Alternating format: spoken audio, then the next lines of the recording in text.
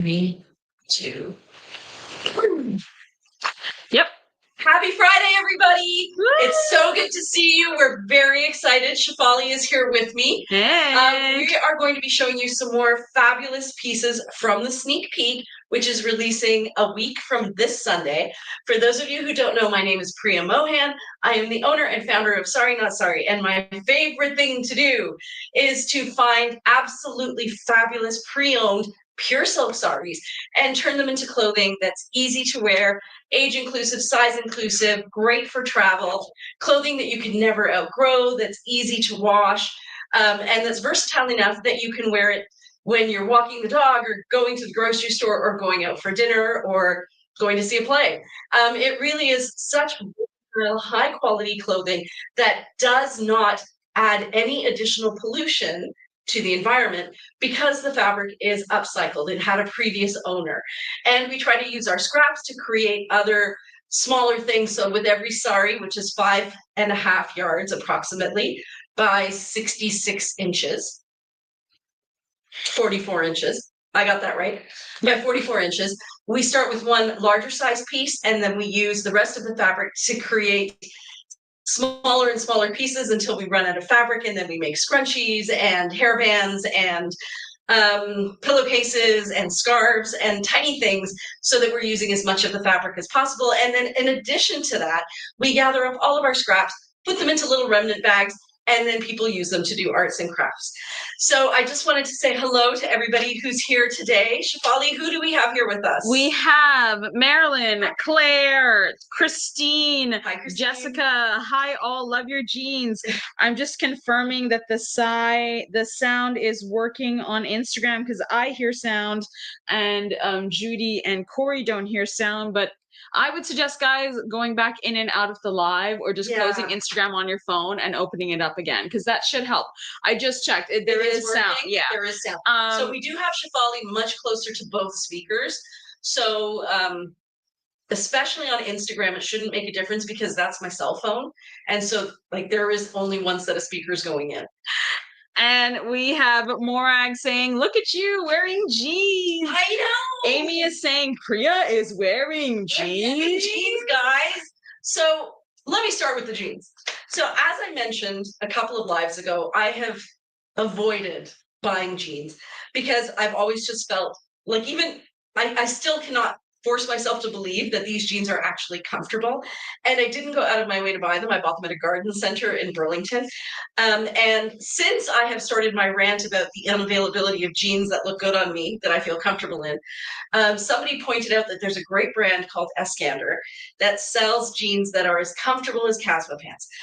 So I found them online, but there's nowhere close to me to try them on. So that is going to be one of my quests, is to visit a city that has an Eskander that I can go try things on, and we'll see. But in the meantime, these are my jeans, guys. They're super comfortable. They're very, very stretchy. There's room for me to eat. Yeah, kind of loving them. So today I thought what we would do is show you the 3 additional styles that we released since the last time I was with you on Tuesday. And those 3 styles are the long tunics with side ties, the short caftan tunics, and the versatile vests. Having said that, I'm wearing none of those. I just really wanted to show you this piece. We'll be releasing the ponchos either for Tuesday or Friday next week. We're still working on it.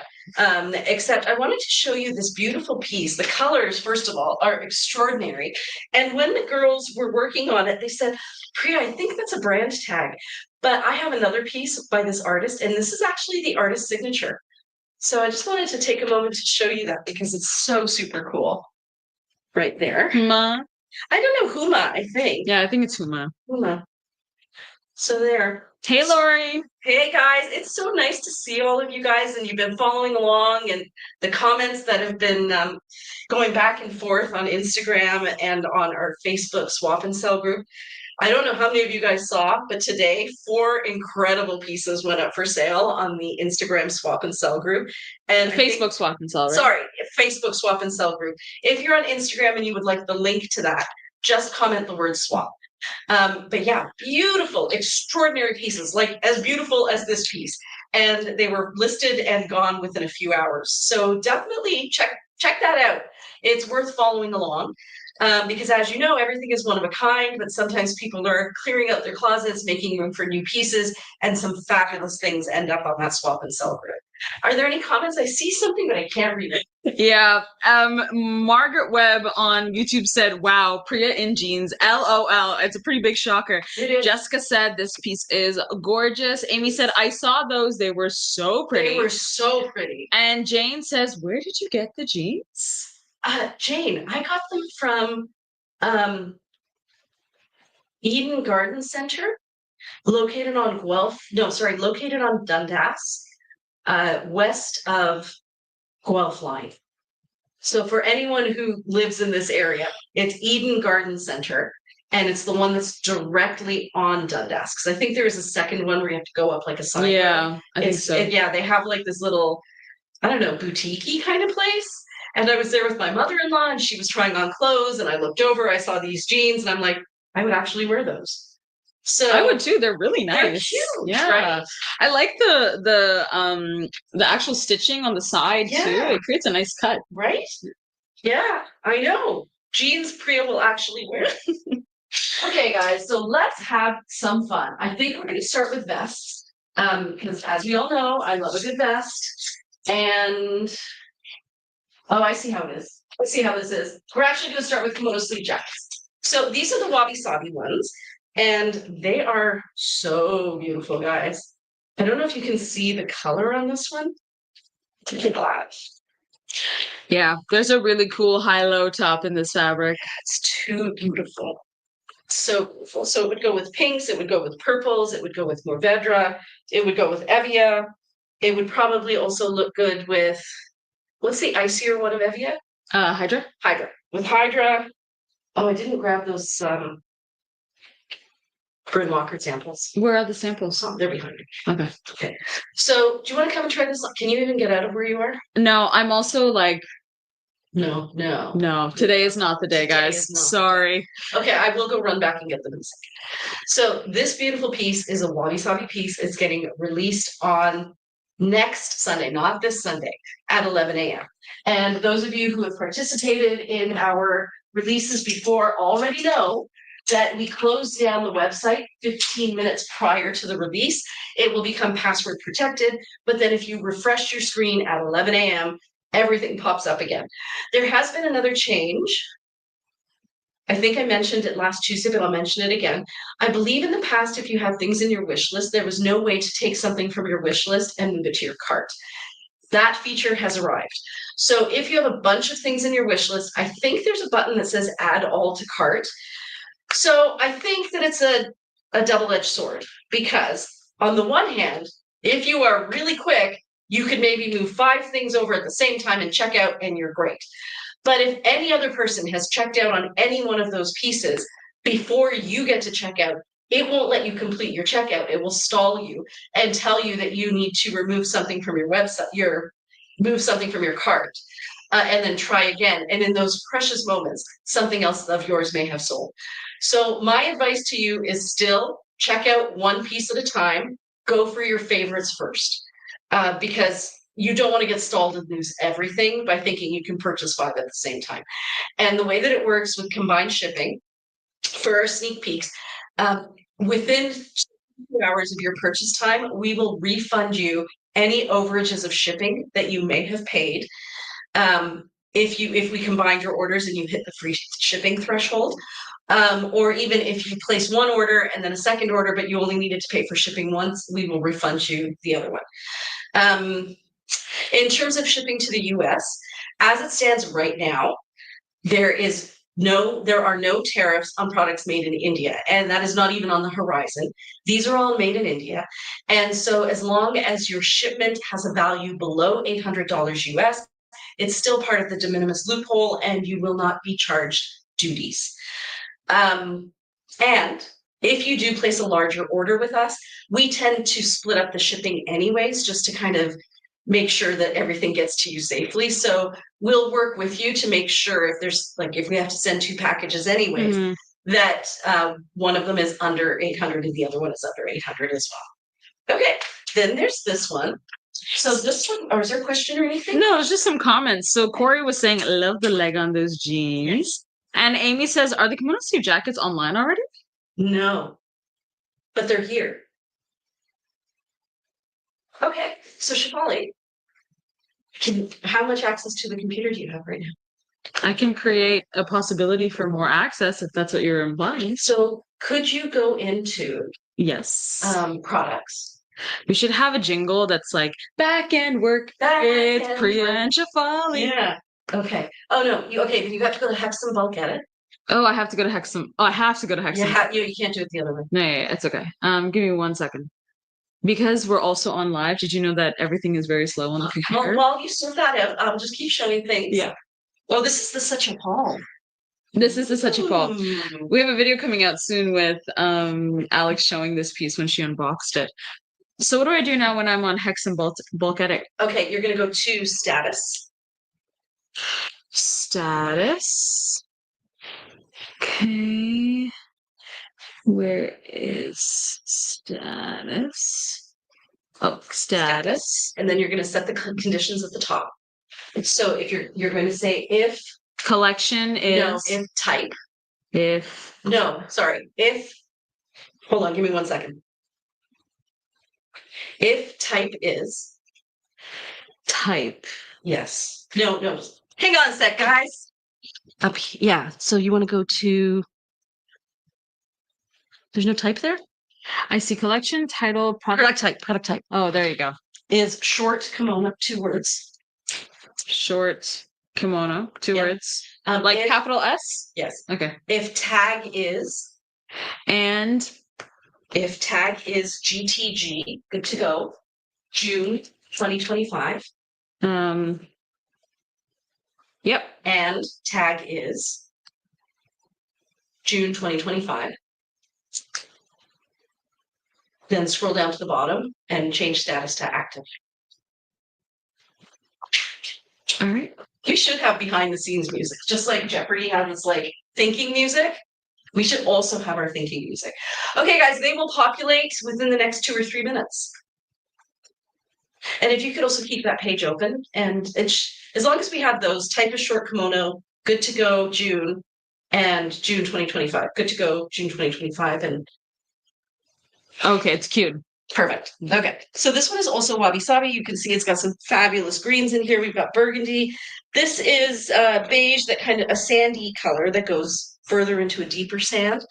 And then we have the most fun polka dots ever.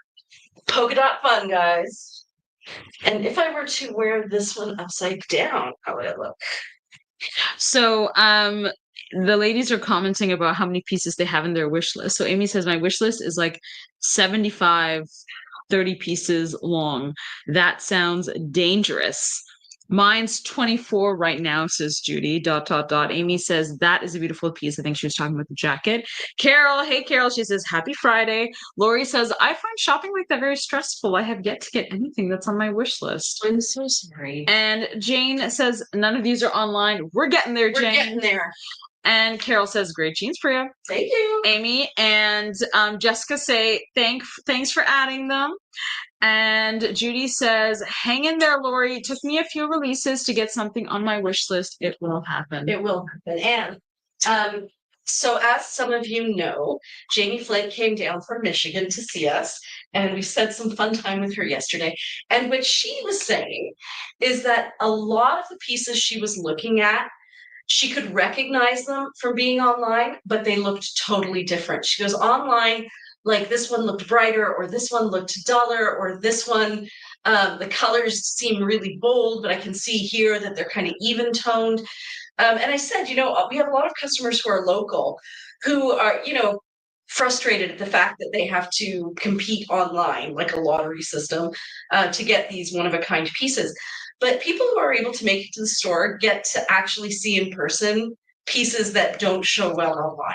So if you're local and you come in, just like I think it was Amy was saying she has 75 pieces, there are that many fabulous pieces that if you narrowed down your list, you would still have 75.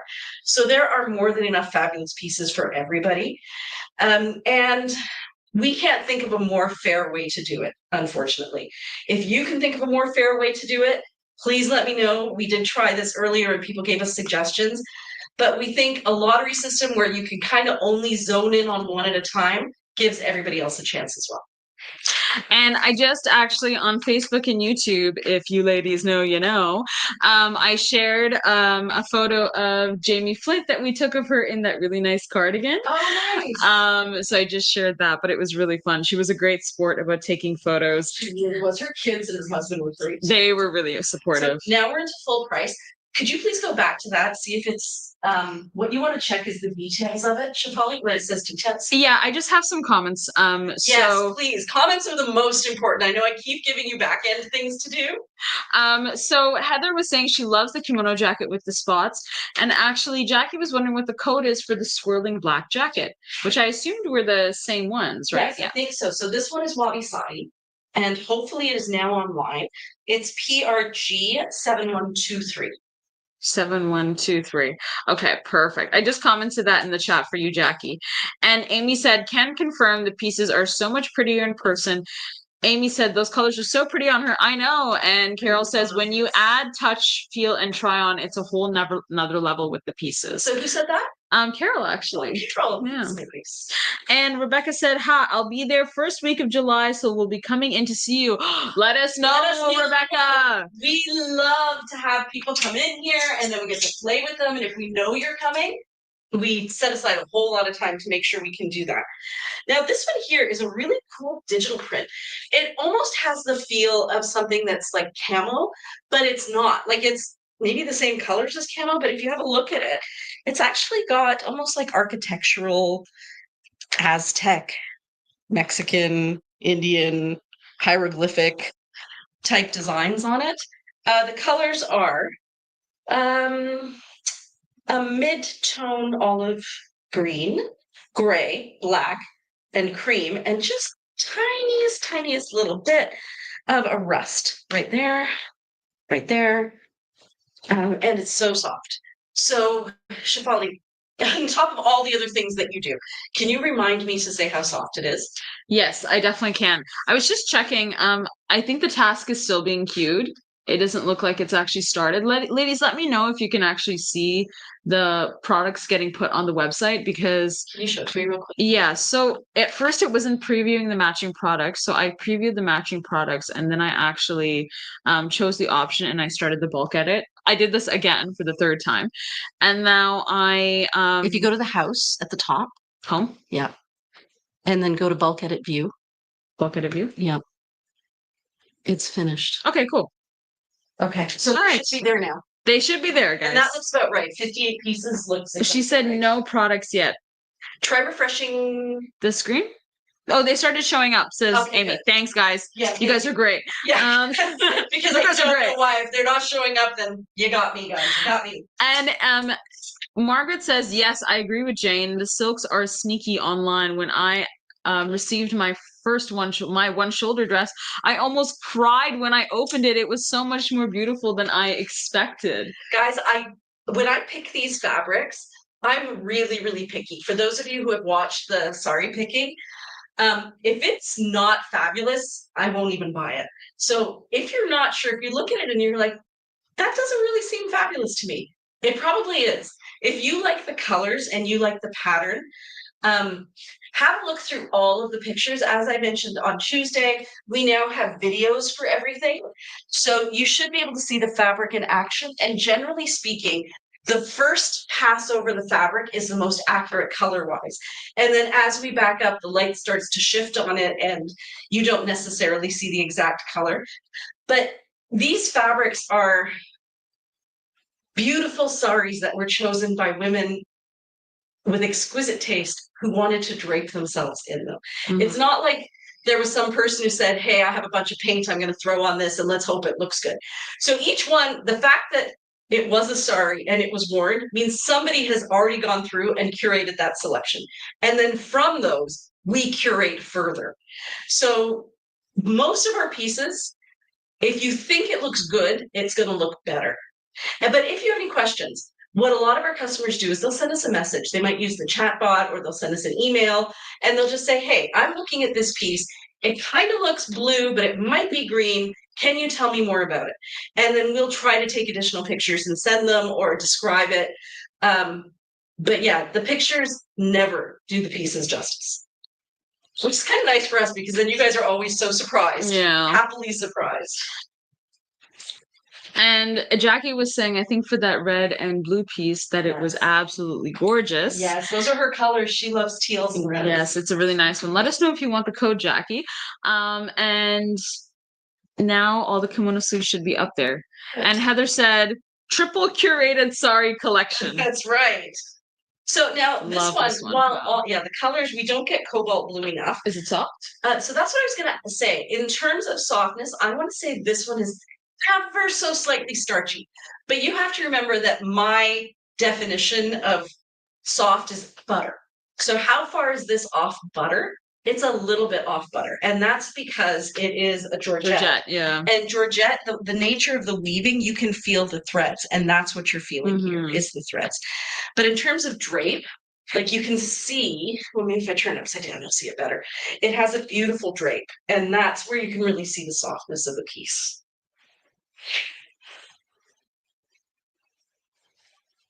Yeah, I was saying that to Jamie the other day, that considering how blue is a great color on Indians, I'm surprised there isn't more blue.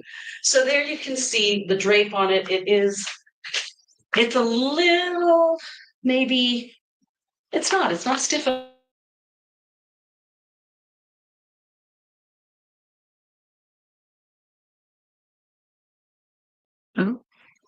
Okay, here is something I can tell you. This fabric has Mukesh work on it. So Mukesh work, if I hold it here, can they see it?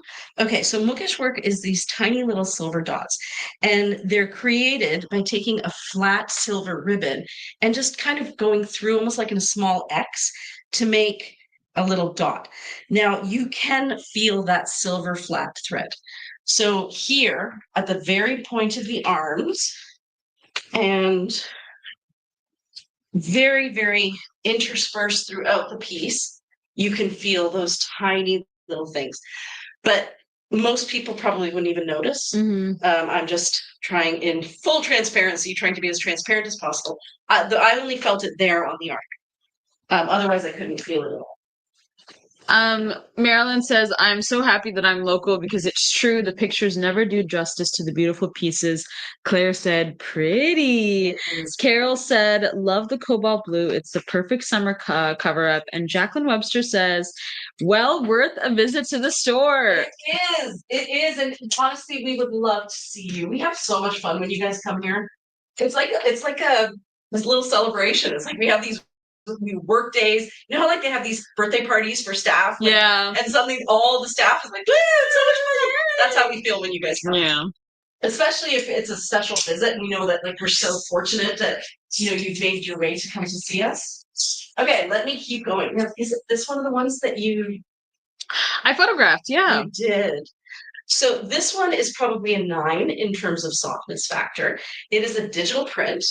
Oh, it's inside out. Which means, as Amy knows, it's a really good time to talk about French seams.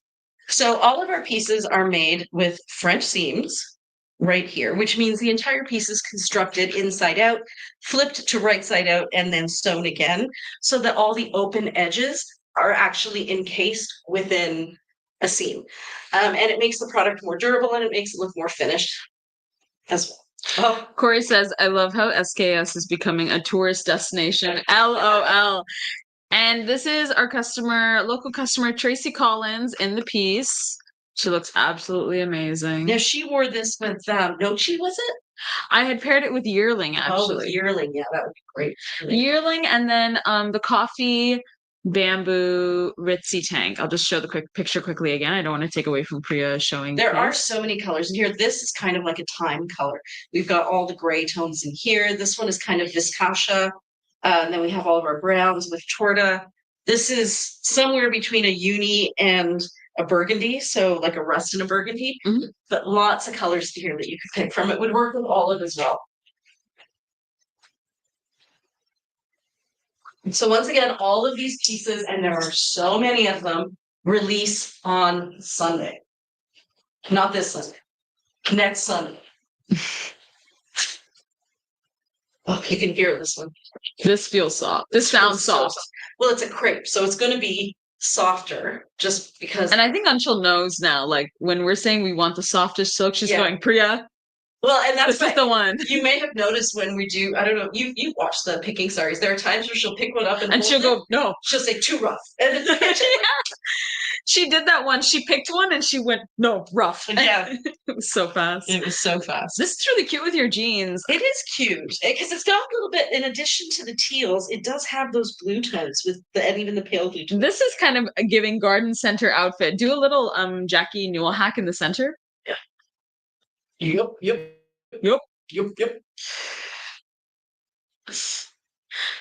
This is giving it is shopping kind of in Bonn. Yeah, it is giving Coastal Queen. Coastal Queen Garden Center for sure. Yeah. Coastal Queen visiting the garden center. Tara Gardens, Coastal Queen. Was it Tara? No, you said Eden. Yeah. It wasn't Tara. Was it Tara Gardens, Priya? Are you gagging us? She's unsure. Because I know that Tara Gardens has really nice like stores like that sometimes in their bigger locations. Like the one in Mississauga is pretty bougie. Maybe it's not Eden. Maybe it is Tara. Tara has really nice gardens. Jane, I think it's Tara. The location was right, but the store name was wrong. Was it a purple sign? Yeah. That's Tara. It was Tara. How do you? Because I used to go to Tara Gardens all the time. When? With my parents. We have a lot of garden. She meant like locally, like. No, I do a bit more local garden shopping now for my yard, but back in the day, I was an avid Tara fan. So the color. Oh, I love this one. I know. So the color is really hard to see because it's an unusual color. So what you're looking at here is a pistachio with a bluey pink, and then a very, very, very pale gray. So pistachio, pink, and gray. Oof. That's cute. So cute. Kind of modern-y looking in a vintage way. It's like I can't describe the kind of store I would see at Vaughan Mills that would have this outfit, but I can picture it. Yeah. It's like elevated Banana Republic with genuine fabric. Exactly. Or Talbots, but like Talbots.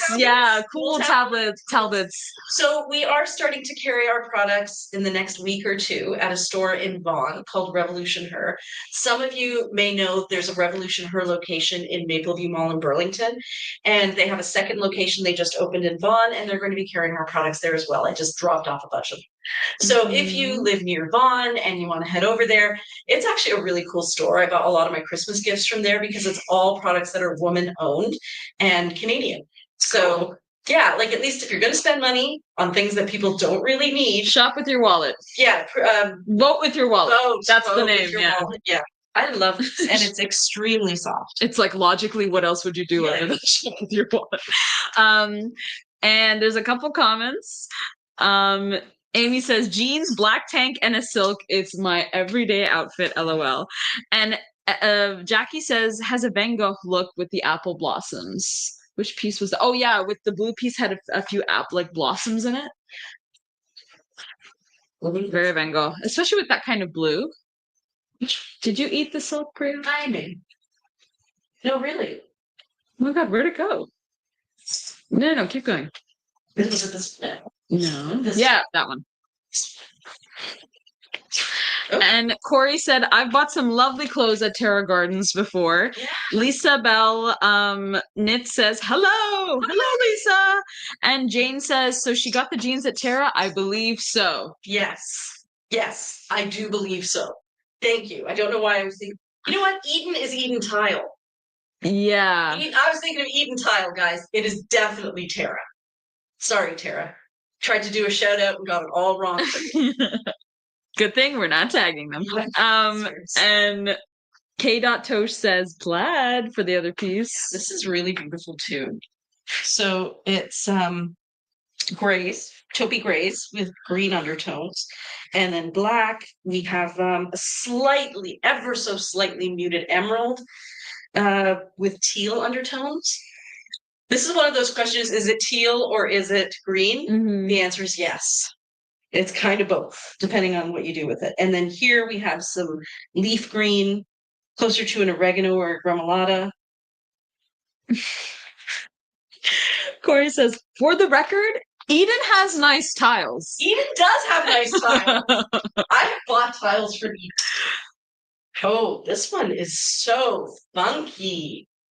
This one reminds me, who's famous for their paisleys again? Is it Etro? But there's the one that you keep always talk about.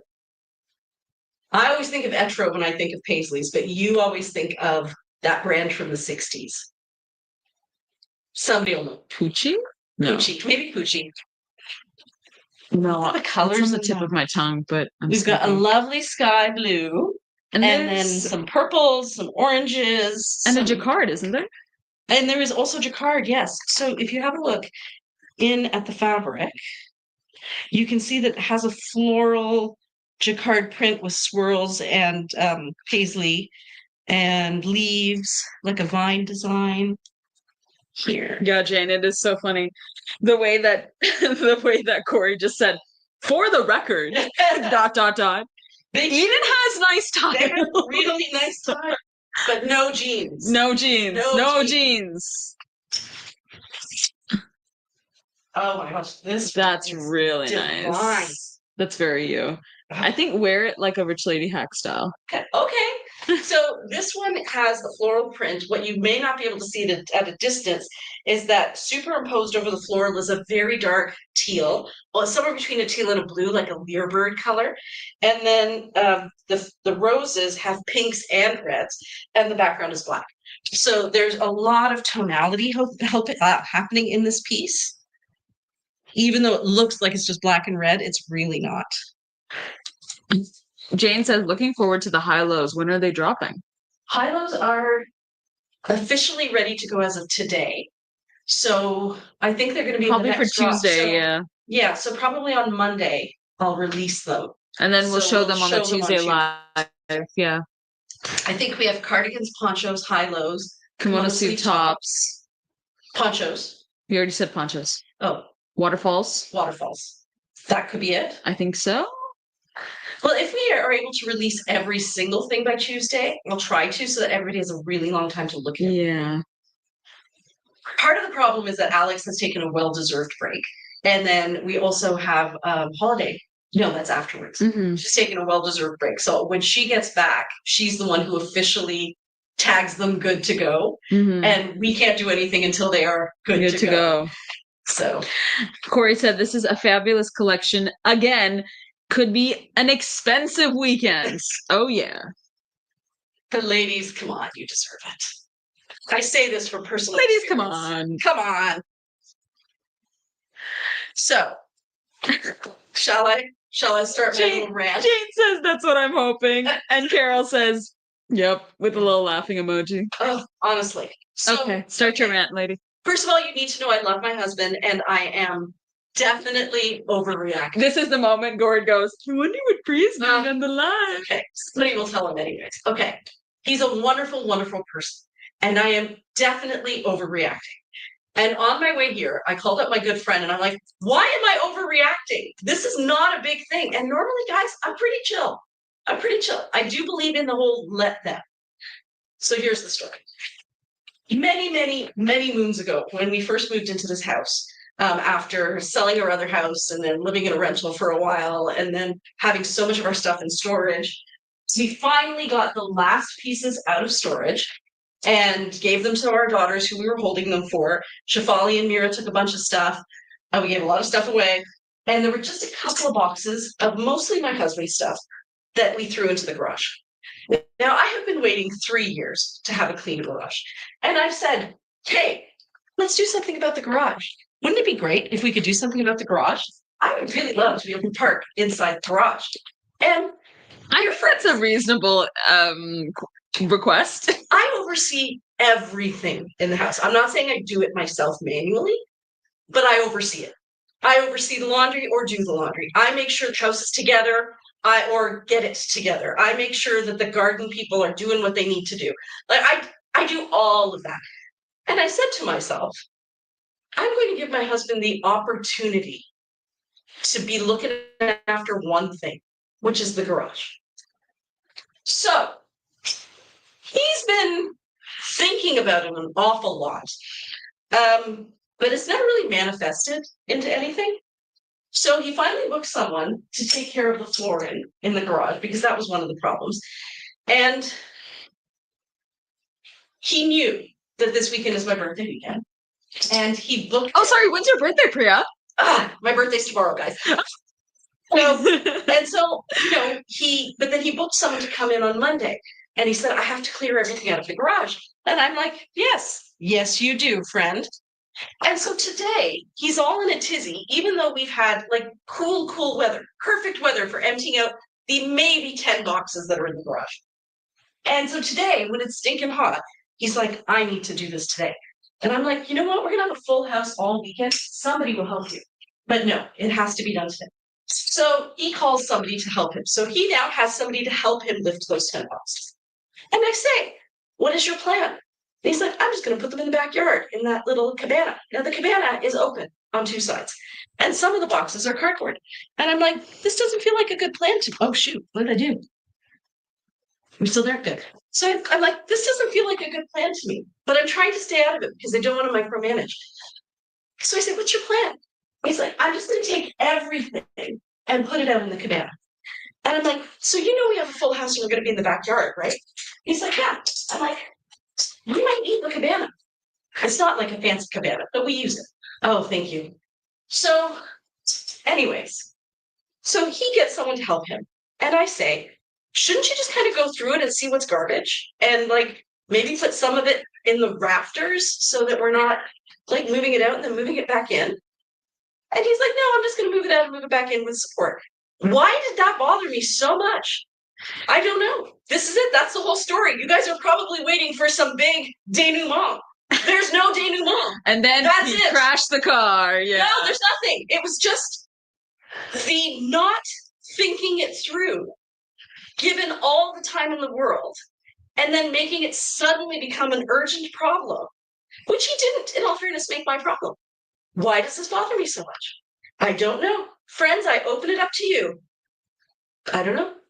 Maybe I'm hormonal. Maybe it's that I'm thinking I would do things differently. Maybe I'm thinking this is a shared space. We should be able to rely on each other. So there's a couple comments. Morag says, I always clean the garage, weed the gardens, clean the house, yada, yada, yada. I am the thrower awayer. And Jane said it would bother me as well. Amy said, letting him do his, because it should be done better. Letting him do his own thing when it doesn't match up with your expectations sucks.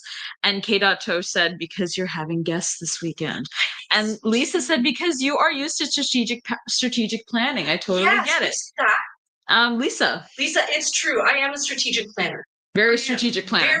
Very strategic planner. Yeah, always like, what's the end goal? What are all the steps we need to get to that end goal in the most efficient way possible? Yeah. Corey says, sounds so familiar, and it drives me crazy too. It shouldn't be a big deal.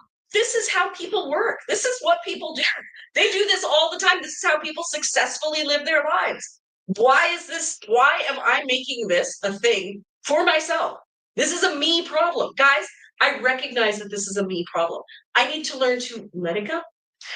Yeah, but it's hard. You're watching somebody like really struggle, and then they get kind of frustrated with their own problems, because I also deal with a similar situation at times. And it's even worse when you live with somebody. It's easier when you don't live with somebody, that you can kind of be removed from the situation a bit.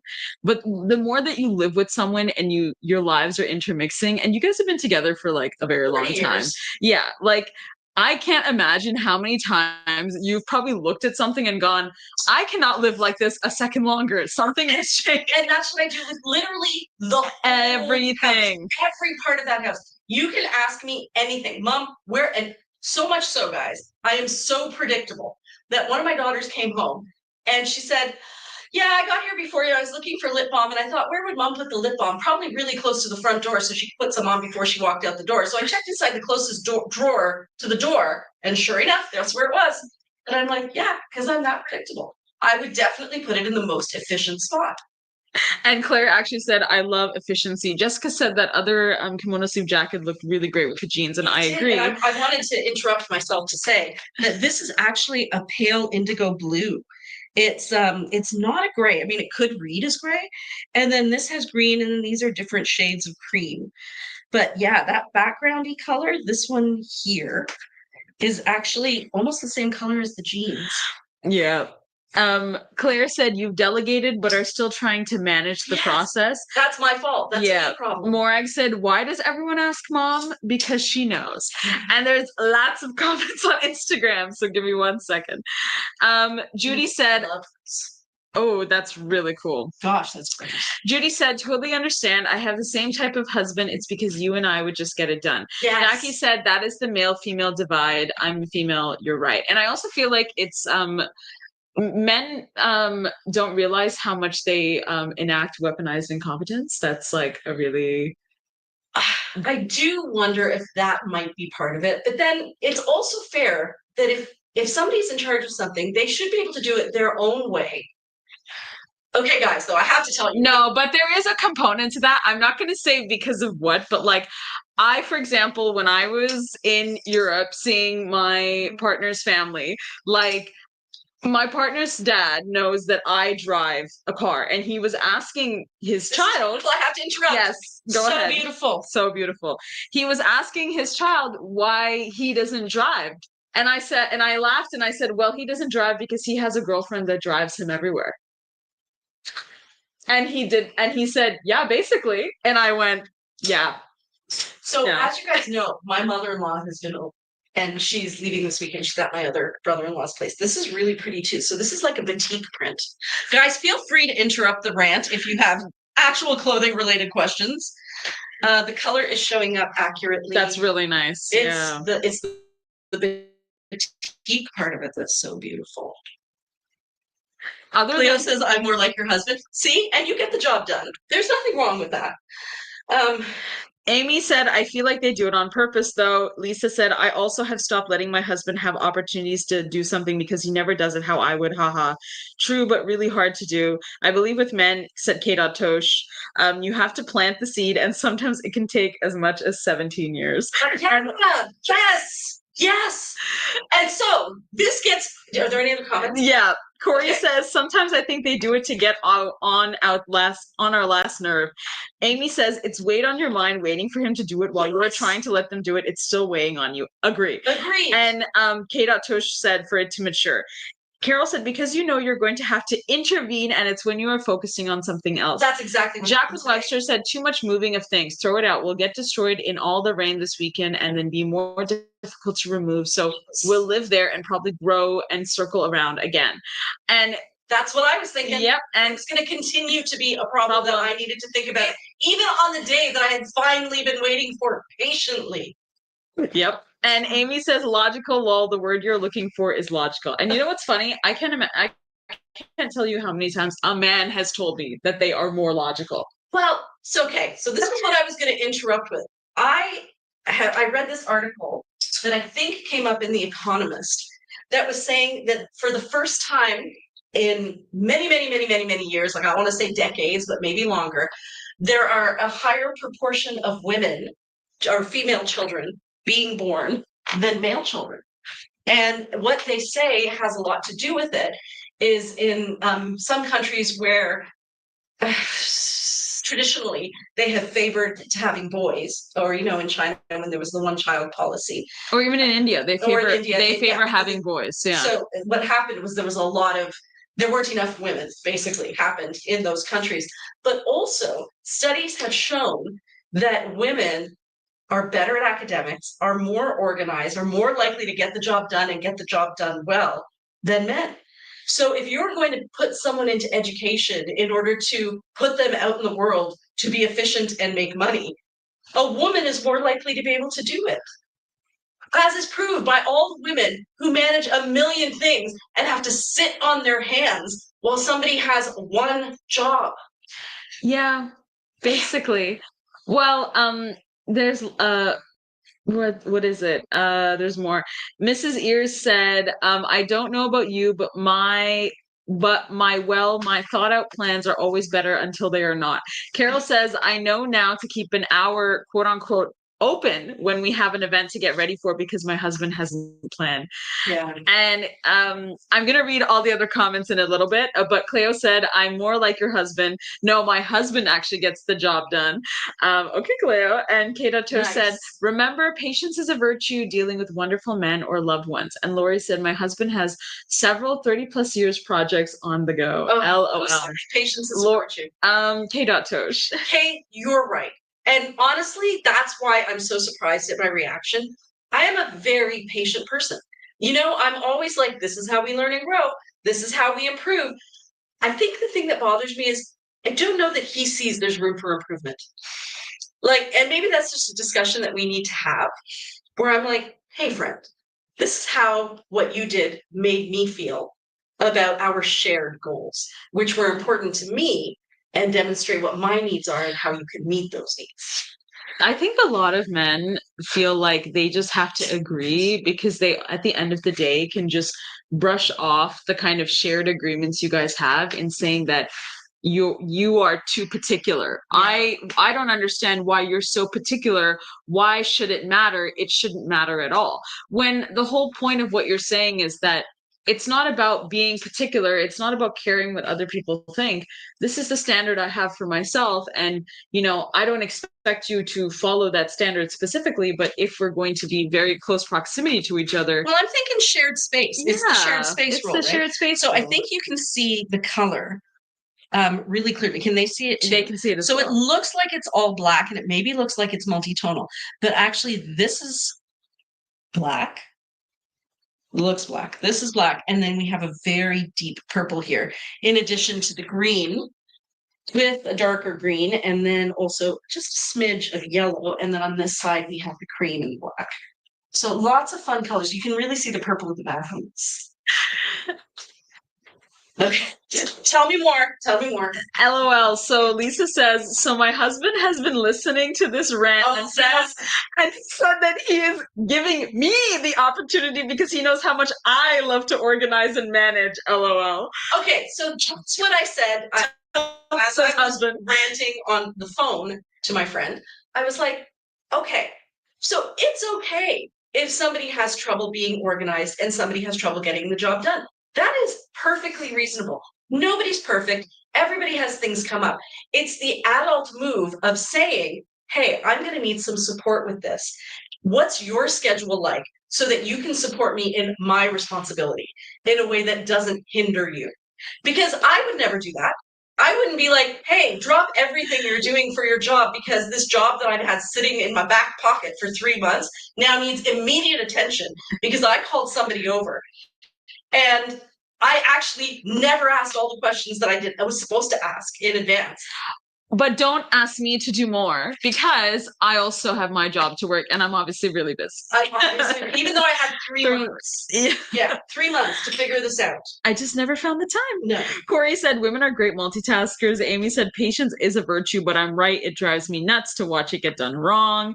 Everyone's agreeing. K. Cho said, I'm lucky because we can park both cars in the garage.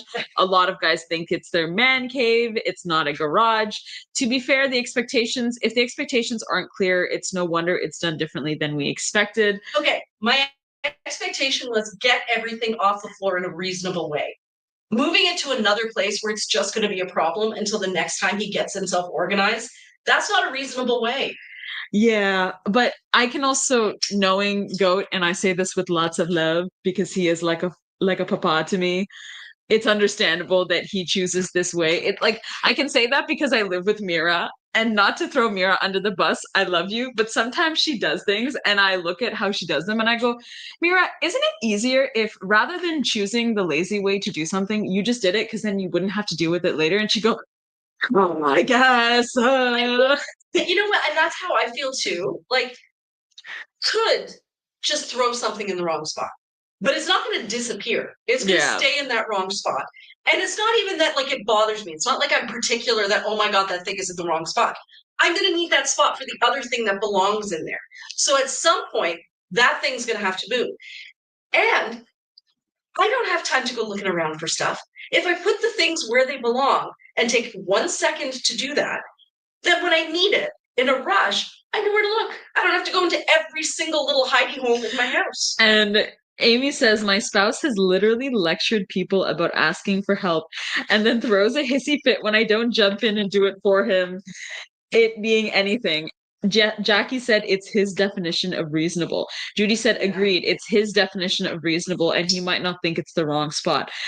And Amy said, Priya, this exact discussion is why women are choosing to live alone in their later years. I know so many women in their later years who are literally have sworn off men. So that's why I started this with my husband is wonderful in so many ways. So many ways. And I know women who can complain about tiny little things about their husband on a regular basis. Like the list is right there. And all they have to do is look at it and go, these are all the things he did wrong in the last hour. That is not the case with my husband. He is, for the most part, really good at the things that he knows are his domain, except for the garage, which he hasn't fully maybe embraced as his domain for us to share. Like that's his job to keep our shared spot good. He always takes out the garbage. I never have to ask him to take it. No, he's really good with that. He's good with like dishes. Yeah. He likes to clean house. Yeah. He picks up after himself. Yeah. He does many, many things really, really well. That's why I don't know why this one's pissing me off so much. And Margaret said, Morag said, I literally wait for my husband to be at the house so I can clean the garage and throw out all the accumulated junk. Yeah. Margaret said, you're having guests over, so that's probably the underlying feeling for feeling like that. Maybe. And Marilyn says, my view was always, if there is a garbage, I am parking in it from the get-go, so do whatever you have to do with the junk. Good for you, Marilyn. That's what I'm going to do now. Like, part of me was thinking, so I wanted to show you guys this one and tell you this one is a little more stiff. It's a crepe silk. It's still soft, but it feels starchy. So I think maybe because everything is really soft, assume it's really soft unless I tell you it's a little starchy. This one is a little starchy. And Morag said, by being lazy so you make more work for yourself. Jessica says, I love living alone. It just happened that way. My ex is happier and I am happier. Leah Fairman says, hallelujah, 64 and living on my own.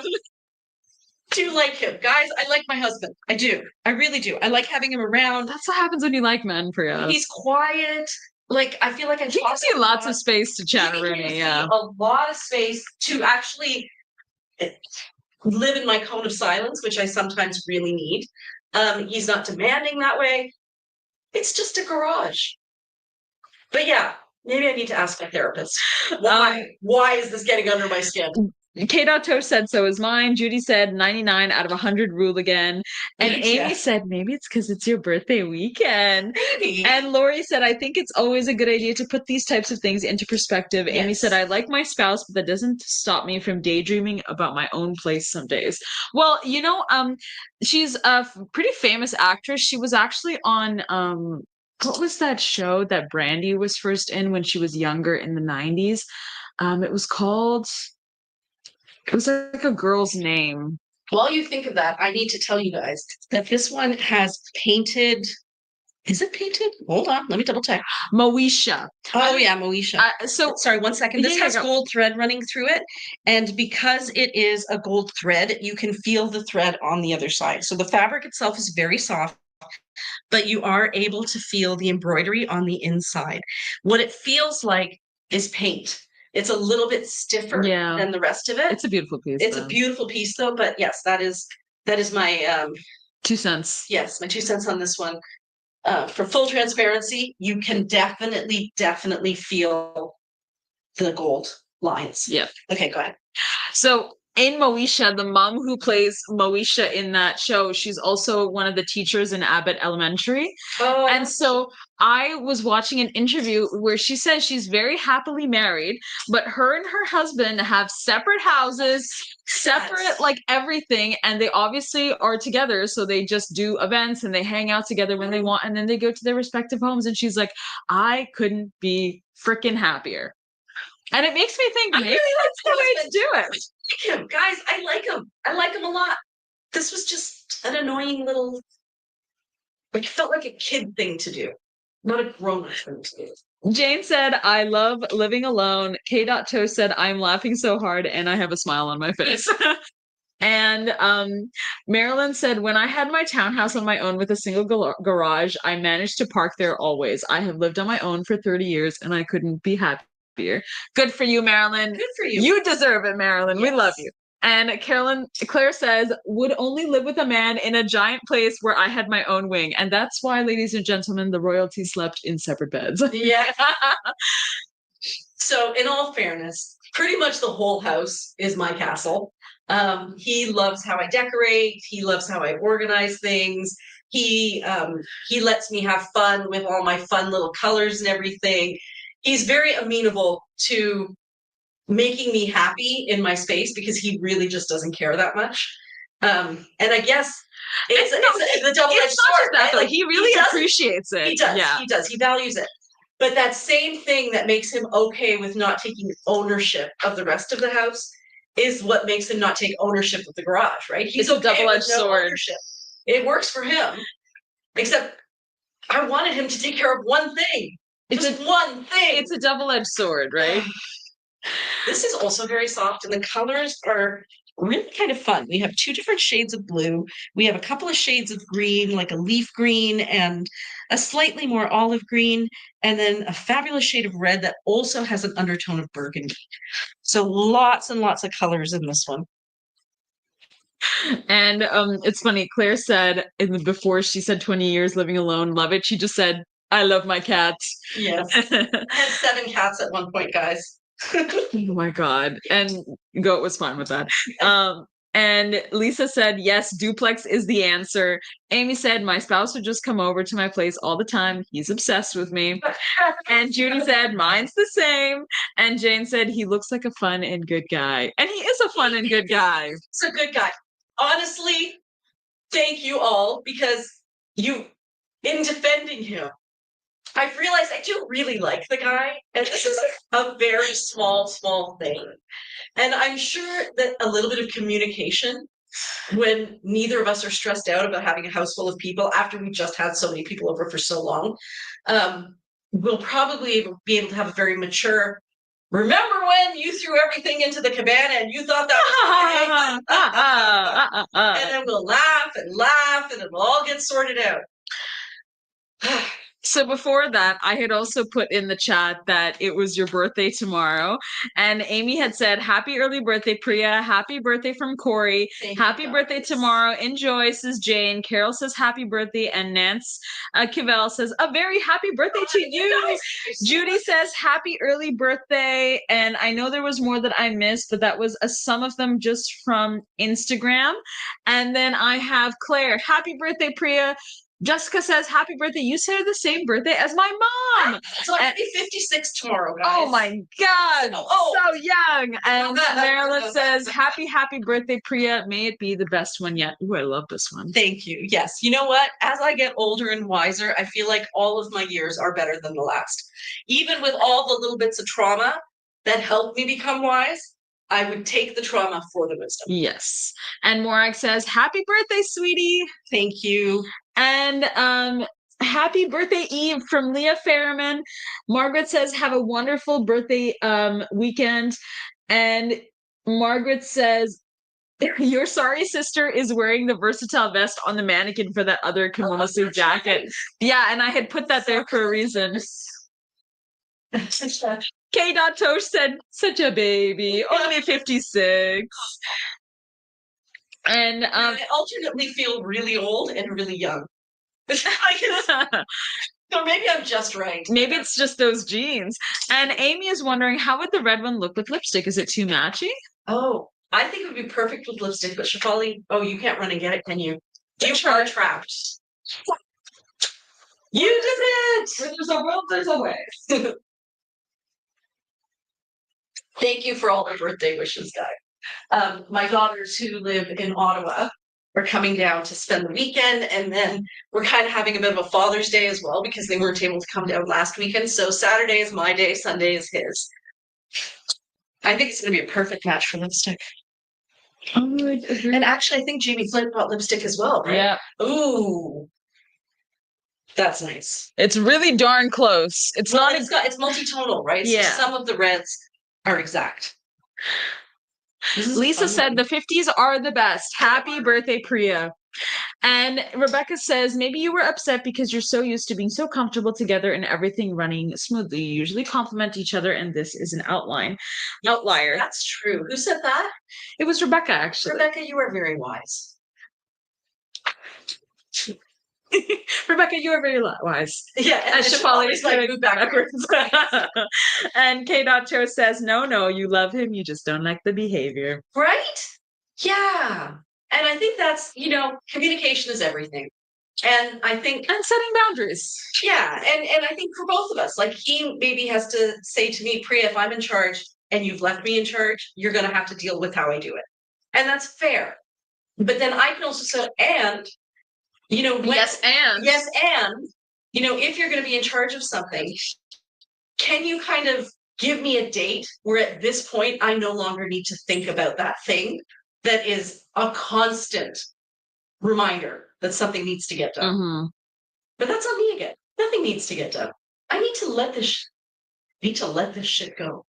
I think every trait we have is a double-edged sword. You like Goat because he is more relaxed than you, but at the same time, his chillness causes things to pile up. Yes. That's why I like my special friend. I like that he is relaxed and he likes to have fun.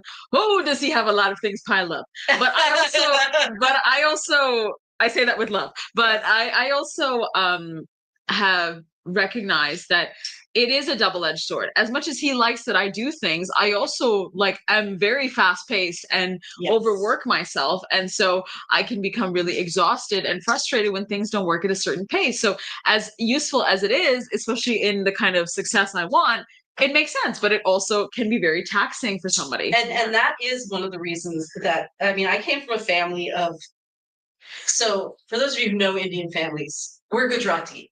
Gujaratis are, all those really famous people whose last names are Patels, who are running Google, and the guy who what's the name of that? Tata, the big company that owns so many car shops. Oh yeah. Okay, all of the really, really, really, really big names you hear as CEOs, I want to say 70% of them are Gujarati. We are born with this work ethic that is definitely intergenerational trauma. Let's call it what it is. It's fueled by intergenerational trauma. It's fueled by and we firmly believe, as a province in India, that anything can be done if you just put your mind to it. Yeah. That's it. There are zero limits, but it also means you don't stop working because you can see the end goal is right there. And of course, the end goal keeps moving, right? So it was really nice to meet somebody who is ambitious, like my husband is, but who also knows how to take a break, and forces me to take a break. So, yeah, like you said, Shafali, it's a double-edged sword. I've had to learn that. I think it's hard to, especially when you guys have been creating this dynamic for so long. This is beautiful. I really love that with the depth. Wow. It's so soft. And Morag says, our way of dealing is if something needs done and it's bothering you, you just do it. I don't tell my husband to do anything he doesn't tell me. Everything gets done and nobody owns anything. I just wanted one thing that wasn't my job. One thing. Just one. Like a little present. 'Tis your mistake, madam. A present wrapped in the shape of a garage. With a big bow. With a big bow. And all it needed to have was no stuff on the ground. I didn't even care if it was pretty. Just no stuff on the ground. And then Morag said, except the yard work. I own the yard work. I do the lion's share of the physical labor and hubby does the finances. Well, see, my husband also does the finances, to be fair. And Jessica says, let him. Let him. Let him. Let him. This girl needs to read that book one more time. The let them theory. And K.Tosh said, give him the Mariah London book for Christmas. Oh, she's Mariah London, or does she mean the one about the throw things out one? Marie Kondo? Oh, it's not Marie. Maybe she meant to write Marie. Maybe. And Amy says that one's giving that other jacket with what Mira likes to call the little raviolis on it. That one's giving a Hawaiian shirt vibes in the best way. In the best way because it's muted. It's a muted Hawaiian shirt. No, not that one. You know the red one with the raviolis? Oh, this one. Yeah. It kind of does. But again, in the best way. No, I love it. It's awesome. It's got the yellow, the green, that periwinkly blue, and then multi-tonal red, black and white there in the belt. It's cute. Amy said, OMG, yes, I saw ravioli too. Yeah, it was so funny. I feel like it was Mira who said that.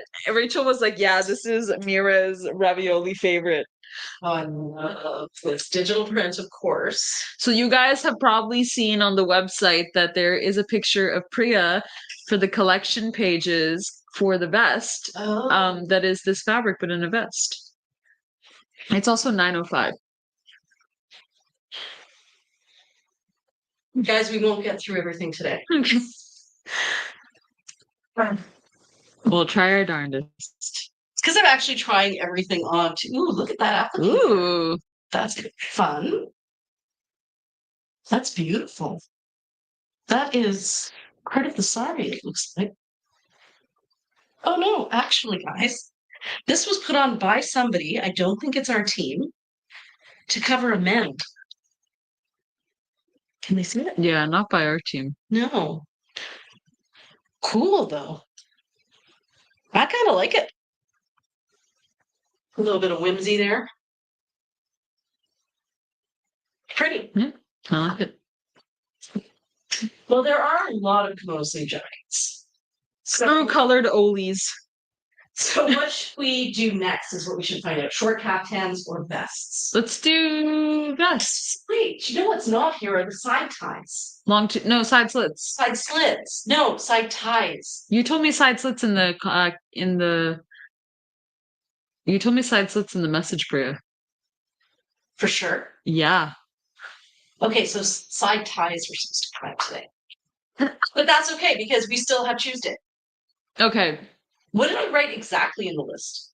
When you messaged me, you said, and I quote, short kaftans, side slits. Wrong. And vests. Side ties. Oh yeah, I did not. That was not something that I had. Every description says side slits. Okay. So I would definitely do the best. I would definitely do that. But I also did say short kaftans. Yes, yes. So the one I also said short kimonos? No, you didn't. But how did they end up here? Because that was all on the rack for today. Okay. It's all good. Sneak peek release. Yeah, I see it. All right, so I'm just going to start holding these up so we can move on. It's fine. We have 2 more whole days. Jackie says, how to choose? How do you choose? There's so many. We don't choose. We just list off what's done. Yeah, we do. And we don't choose. Alex does all the choosing because she organizes everyone to make sure that nobody's overworked, but that we still get through all of everything that's involved. Ooh, this one's too beautiful. Jane says short kaftans, and Jackie says vest, please. Okay, we're gonna have to do both, guys. We're gonna have to do both. Oh no, we have to do both. What a shame. So, as many of you have pointed out, there have been some errors with pictures and videos in this collection. This is really cool. This is like an ochre. Yeah, I really like that one. That would be nice with dandelion. And didn't you want to get the samples? All right, guys. Why don't you sing the song? I'm actually going to show off some really great photos I took of local photographer and local customer, Monique Campbell. She was kind enough to come at 9 a.m. this morning after I had canceled on her because I forgot my friend was getting married. So that's how my week is going. But this is Because I forgot my friend was getting married. And this is her in a beautiful sculptural tunic dress. I added a purple background because I thought it'd be fun. This is her in a fabulous poncho. Oh my God, I'm so excited for you guys to see the ponchos. She looks amazing. She's wearing the rose casbahs. This is her with the rose casbahs as well, with another incredible poncho. Like so beautiful. So all the people I love them. Left out. Well, guess you gotta watch YouTube and Facebook. That was Dandelion. And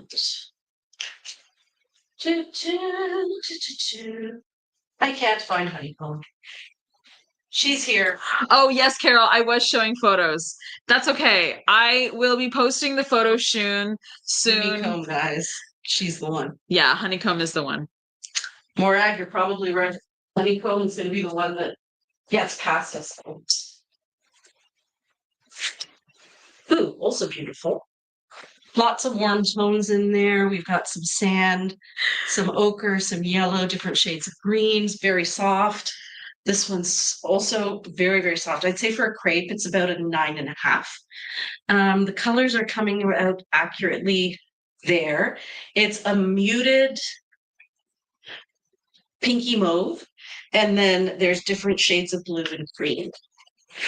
Yeah, guys, I'm so sorry, Carol. I promise next time I will figure out a way to show the photos on Instagram as well. But I did go to bed at 2 a.m. and I woke up at 7 a.m. It was show this. No, it was a similar one. Really? Yeah, it was really similar. So I was telling you guys that the reason that some of the pictures don't match up, and I appreciate those of you who've let us know so far, is that Anshul takes the pictures on her phone. Maybe this is the one. It's going to be the one that got away for you. Well, there's still time to place an order. For the store? Yeah, I think I would only buy it personally. Really? Well, we only have so much money, friend. Yeah, true. Yeah. So we do have beiges here, yeah. This is not a beige. Like we had no, but you know what I mean? We have like brownie kind of like tones, like yearling and nochi. We still have yearling and nochi in stock. Yeah, And it's torta. Like, this one has like both green and yellow. Yeah. undertones. And a lot of our silks have that. I love. How far is honeycomb from yearling? That's a great question. Yearling is definitely more browny yellow than green. I will go get that. Guys, you should have seen. So we literally have a chair that's called a cage chair. Shefali was in the cage of the cage chair, surrounded by wires and computers, a little bit of an espresso. So this one has embroidery here. Oh, no, that's paint, guys. This one is painted right there. I think that actually honeycomb is supposed to be the winter collection. Yearling. Yeah. Yearling. Maybe. Let's see. I personally think so. Okay, so we looked at this one, super sheer. Just gonna get through these and then we'll check those two. So this one, unbelievably soft, buttery silk, an indigo with a sky blue, and then a little bit of green and a little bit of a burnt orangey color there. Ooh, I love this. This is so like French provincial. That's so Mira. So because Mira do be liking the French provincial patterns. She does like if she can look like she's prancing across a meadow in Nice in the south of France. Surrounded by poppies. Yeah. Wildflowers. Okay, this one. It's inside out. Now a great opportunity to talk about our French. I already did that though. Now what do I do? Okay, this is too nice. So this is what Mira would do. She would do this exact kind of look, and then she would just tie the two end fronts together. Yeah, tie those two things together a bit higher, but oh yeah, she tied them up here. Yeah, right? Yeah. And then do that.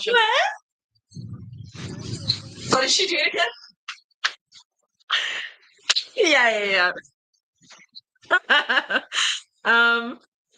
And Morag said, put honeycomb up to the poncho on the mannequin. So it's actually a vest on the mannequin. Exact. Pretty darn close. Pretty darn close. Okay, this is honeycomb to yearling. Kate Tosh says it's a cathartic golden brown. Yeah, that's exactly what it Cathartic is. golden brown. So you can see it is a different tone. Yearling has more pink in it, and this has more yellow in it. Mm-hmm. And this is winter and this is summer. Yeah. Right? Amy said, I'm so sorry to make you move more, Shafali. Oh, sure. I appreciate I might have to get this one as well. Because we are all under with the same problem that they may not give Casba again next year, right? Then what do we do? That's what they're going to say every year for like 5 more winters. But we don't know. There's no way to know. They didn't. I love this together. Wow. Yeah, like how do you know? You don't know. No, you really Unless you're on don't the know. inside track with Bryn Walker. You don't know. Oh my gosh. And Carol said, my cat literally just kicked me out of the live. She's cuddling and her back paw kicked my screen. She was like, that's enough.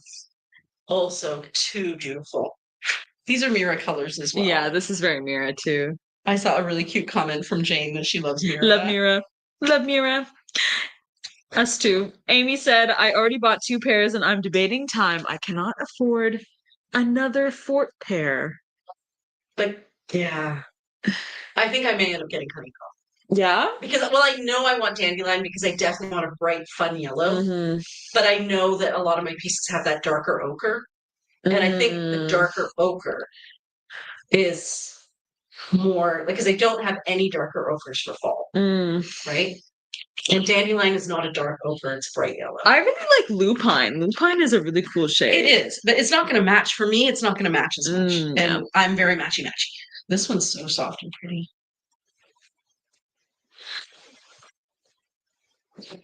Guys, we're done those. Okay, there are 3 vests that are wabi-sabi. This one, which is to die for. So Morag today, do you remember that piece that I wore yesterday that had the big kind of emblem in the center? And then I wore it with the duster over top. Oh, yeah, yeah. So it turns out Morag, not Morag, Margot is my sorry sister on that one. Oh, seriously? And she's going out with Lori, I think. Oh, yeah, because they live close to each other. Yeah, and so she wore her version of that one with the duster over it. That's so neat. So cool, right? And that's this reminds me of something Margot. Yeah. Oh, that's so Margot. So Margot. I love it. I find she always goes for the really ornate digital patterns. And so I her always layers think of look her. Yeah. beautifully. Gorgeous. Can't believe that one's or 40% off. Corey says, I hear you, Amy, debating honeycomb or gremolata. I think I showed another piece that had the same border on this. Really nice. Wow. Is that added on or is that part of the sari? It's woven into the sari. So I think it was in a baby doll dress. Yeah. That's right. There's a baby doll dress. Mm-hmm. Whoa. Yeah. That one I'll have to try on. So again, this is wabi sabi. What time is it, Siobhan? It's 9:17. Okay, we're good actually. Oh my gosh, look at the cutout work at the bottom of that. Is there a baby doll in this? That's not cut out. I think there was one. I don't know if it's in this shipment, but I thought it was in the last one. Look at that. I don't remember seeing that on a baby doll. I would have definitely remembered if that was the bottom border. Maybe not. Maybe it hasn't come in yet. So apparently the Jiva jacket, which does Corey still have it? No, not Corey. Does Heather still have I it? thought she sent it. I don't know. Oh. We'll be in touch, Heather. Heather, we'll be in touch. Yeah, because we had to send her a shipping label. Yeah. Did you let Alex know? Oh. Yeah, that's why. That's why. That's why, yeah. All right. So the Jiva jacket, we're getting 45 of them. Whoa. Yes. So Anshul told me that today. She goes, there's 45 coming. And then she went to sleep. And then I messaged, I'm like now? Like right now or next? So I don't have that answer yet. Yes, she still has it. So we'll have to. Okay, cool. Can you add that to your little list? Oh, yeah. It's not a little list anymore, but I will add it to the list. I know. The sneak peeks are taking up a lot of time, but they're also so much fun. Yeah, and you know what? It's been really fun being able to work with all the customers and, photograph the pieces. I don't know, you get really caught up in a sneak peek, let's You just do. say. I love this look. Look at this, Shefali.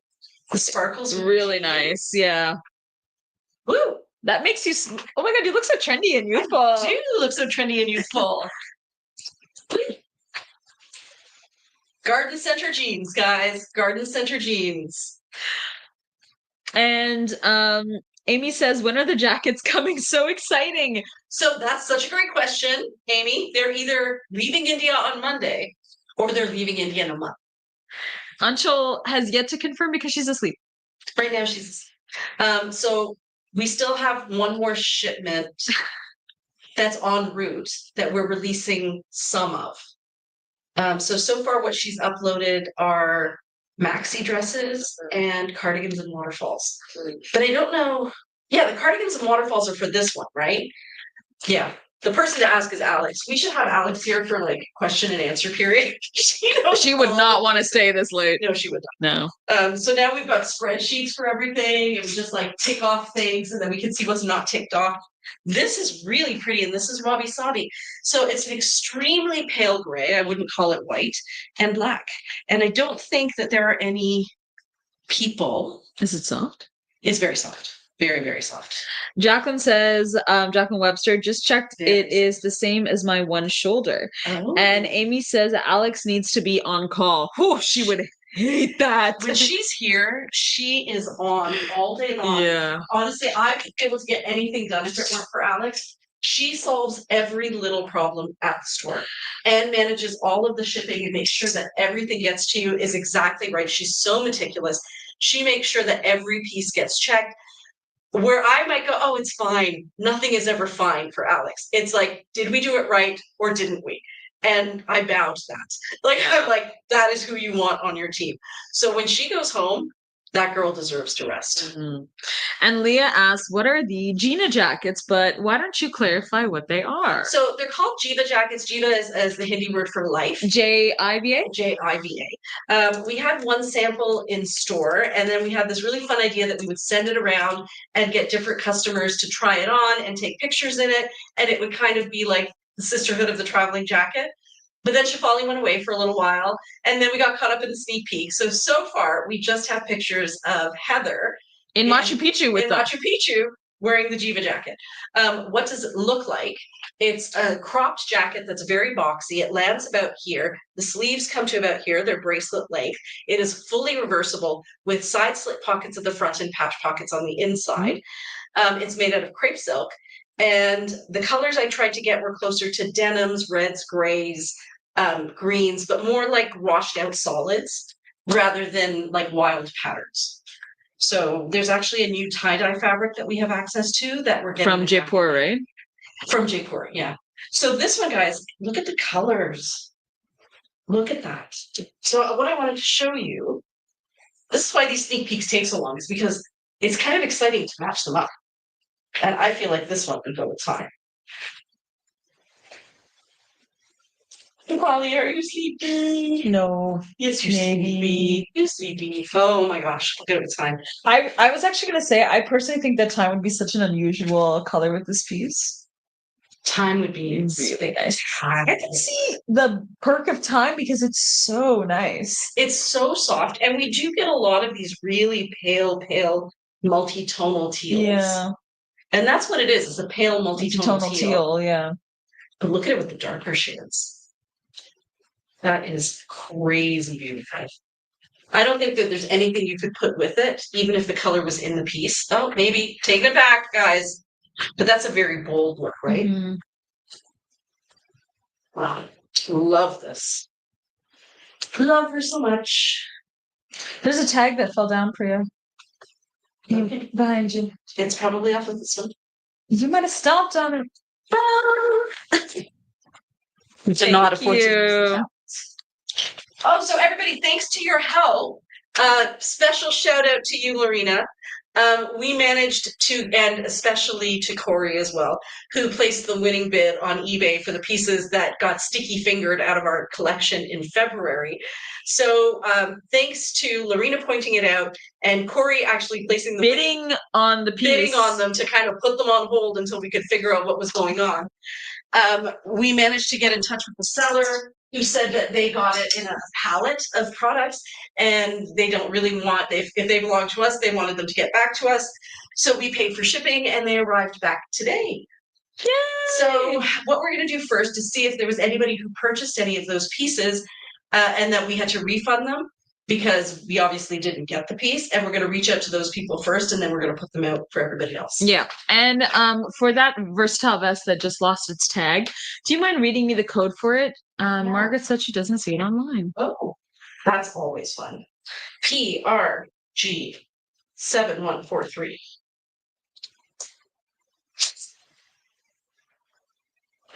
So it's got to be tagged good to go. It's got to be tagged June 2025. And it has to be, there's always three things. It says it's active. Oh, it has to be available in online store and not in draft. Available in online store. It's active and it has good to go and June 2025. Okay, it should be there. Try typing in the number and let us know if it's not there. I think she found it. Okay. Oh, the photo is darker than. Yeah. Isn't that always the case? It's I hope always that the there's a case. video there at least that makes it easier to see exactly what it looks like. Amy says, yay, so glad it's recovered. Corey says, hooray. Yeah, sorry, sister's getting it done. Yeah, so true, ladies. Like, how many businesses can say that their customers sought out and found the missing pieces, tracked them down, worked as a team to make sure everybody knew about them, and then got them back to us? Like, that's a Christmas miracle, guys. But it happened in June. That's Christmas in July. Christmas in July, literally. Rebecca says that is super exciting news about the stolen pieces. I was one of the people who lost a piece, and I'm still thinking about. Oh, okay. Well, we only got 5 or 6 pieces back. We're still missing some of them, and we had them check their inventory, and they sent us everything that they had that was ours. So there are still a lot of pieces missing. But if one of the pieces you ordered is a piece that came back, we're actually going to go through and check the order history on all of them. And if there was a person who had ordered it, we're going to reach out to them. So if we have it, you'll get reached out to. So there we go. This one's beautiful. It is. Another kind of like plaid. Yeah. Sort of picnic so fabric. soft. And I really like the border that they put on the front That too. border's safe. You should put a chain magnet on it. Where? Here? No, to bring it up. Oh, I would just tie these. I wouldn't because of the hack. Like, not because, sorry. I wouldn't do the hack because I actually don't think the hack always looks the best with the border. Do you know what I So mean? you just put a magnet here? No, I would just put a magnet up here on this side. You know how you do the hack where you tie that So just side? up here? I'm so sorry. I'll get there. So, I'll get there. so take just the one side. Do you know how you usually take the end and put a tie? But because there's a thicker border, what if instead you took the chain magnet and you just put that up there? Now she got it. Guys, she got there. By she, I mean me. Not even super high. I would just Like leave it a right little, here? yeah, just right there. We got there somewhere. We got there eventually. We got there eventually. Yeah. Guys. That's what matters. It's even funnier because it's a bit slower on Instagram. So I'm watching you get to the realization. Yeah, that's kind of fun, eh? That there. If you really like your forearm bicep, that's a really great way of showing it off. This part. I love this part of my arm. Blood along. You must be ready to give blood. My sorry, not sorry, blood donation. Donation outfit. Get ready with me as I go give blood. You know what? We all should. They're doing a really good ad campaign that's kind of sad on TV right now. That's the way to do it. Oh my god. Mothers Against Drunk Driving, they got me. They got me as a It's kid. so true. Too. They came to my school. Ribbons. This is a really beautiful piece. I photographed the baby doll, but the vest is stunning. And what Corey said, which was really fun, is she really liked how there were so many like borders and like almost ribbon effects at the bottom. And she said it very much was like kind of Hungarian traditional pieces that you see. And I agree. Oops, something else is site. 928. Yeah, there's no chance. Okay, this one is actually pink, not red. Nope, I lied. This one is pink and red. So this is the This is fabric pink, of that baby this is doll, red. Corey, that you were interested in that we weren't able to show because it wasn't ready yet. This is Was the it same sculptural fabric. tunic or No, it baby was a doll? baby doll. For Remember? sure it was a baby doll? Yeah. Because Remember? I know what there is a sculptural tunic. No, it's not this fabric. Do you know what I'm talking about? Yeah, it's a blue version of the same fabric. But there's a No, the one that had the Oh, I didn't actually see that, but I know the piece that Corey was interested in. Corey, can you confirm it was a baby doll? Oh, yeah. Did you find the baby doll? Okay, yeah, right. Okay. Okay, fine. You're right. No, we haven't. Can you throw it back in the chat? She said that it's downstairs, still getting patch and released. Okay, so Yeah, it's here. we'll It's here. okay, so it's definitely in the building. And we can show it next.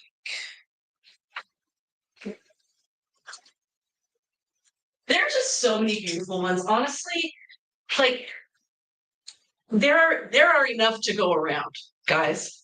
There are definitely enough to go around. Ah. And lots of bluey purples this time. Ooh, look at that. Having fun with color. Ooh. Patched and released. So pink and red. Yes, it is pink and red, Corey. I can show you the fabric. Yes, we have this. We have a pile called Patch and Release. They're pieces that are full price, up-to-our pieces. And when we check them over, we agree that they're full price, except we realize that there's a tiny spot that probably needs patch. So we patch it, then we take a picture of it, and then we release it. So that's our Patch and Release section. We have a lot of little sections. It's like 10 different sections. Kind of crazy. Oh, it's actually patch and release, change of collection. Yeah, collection change and release. needs video. Yeah. Needs video. Or everything uploaded. Yeah. Yeah, and everything uploaded and stickered. Yeah. Okay, so it is red here, where the stripe is, and fuchsia there. And then this color here is actually a sand color, not a cream. And yeah, stripes are red. This is fuchsia. So the answer is it pink or red? The answer is Yes. Very true. yes, exactly. Exactly. You're so right. You're so right. Amy said there is seriously something for every style in this shipment. Oh, I love this fabric. This one with the jeans, I feel kind of hippie chick with this. I love it. You have time to put it on. This Kasha. I mean, that's Lysianthus? Lysianthus. But I have so many. If I try them all on. This is giving garden center. Yes, this is the new garden center look. And then we have all those hack videos. I've only managed to get one out of like 30. We haven't had time. See, there is an unfortunate and continuous problem with all the marketing is that we need 5 versions of us to constantly do the marketing with us. It doesn't take long, just takes time. I love that. Like that was like an oxymoron. No, it doesn't take a long time. It takes some time. Everything takes some time. Well, of course, everything takes some time. But actually, all those sometimes brought together a lot of time. Yeah. Video only takes some time. It's when you try to get through all 30 of them that you realize you spent 4 days on it. Matt, remember when we did the ones at your house and then I had to edit them like an insane person for a week? Just wouldn't stop until they were done. And I was acting like nuts. Amy says that vest that was yellow and teal chiffon, that's the combo of happiness, and I 100% agree. It is combination of happiness. And Jane asked, what's the number for this one? What's the code? So pretty. I remember showing the baby doll in this. This one is PRG6748. Got it. Wow. Wow. Yeah, this is one of our best collections yet. And I think it's all those pieces that we picked, those fabrics. They're coming in. So I'm picking fabrics again on Wednesday. Oh, I know. And I'm like, It never, please, it never no. ends. I need a break. Friend, I need a break. She's saying the same thing. Yeah, she is saying the same thing. And she goes, Priya, I have no saris left. And I'm like, okay, Wednesday it is then. So I don't know when it's going to be on Wednesday. I'll try to go live. If not, I'll definitely film it and then release it later because I know it's fun to look at how they start and how they turn out. I actually love it in vest. It's so soft. Let me know what time I should It be is able to join. spin worthy. So right now we're looking at 9 a.m. on Wednesday. You look like you really want to go to an Italian restaurant in that piece. I'm You know how, like, hankering for some ravioli. you know how there was like Strawberry Fest on the street? This is Yes. Ravioli Fest. If you have a ravioli, This is your ravioli eating outfit. yeah. Oh, you know they have Etal Fest that goes to different cities in Ontario. Yes. If there's an Etal Fest in your area, please buy this piece. Yes. Or Sicily. This would look so good in Sicily. Well, I think it would look anywhere. Good in Italy, anywhere. But specifically Sicily. This Sicily. Specifically Palermo. I don't know why. this. Oh, this is the one that goes with the baby doll. Yeah.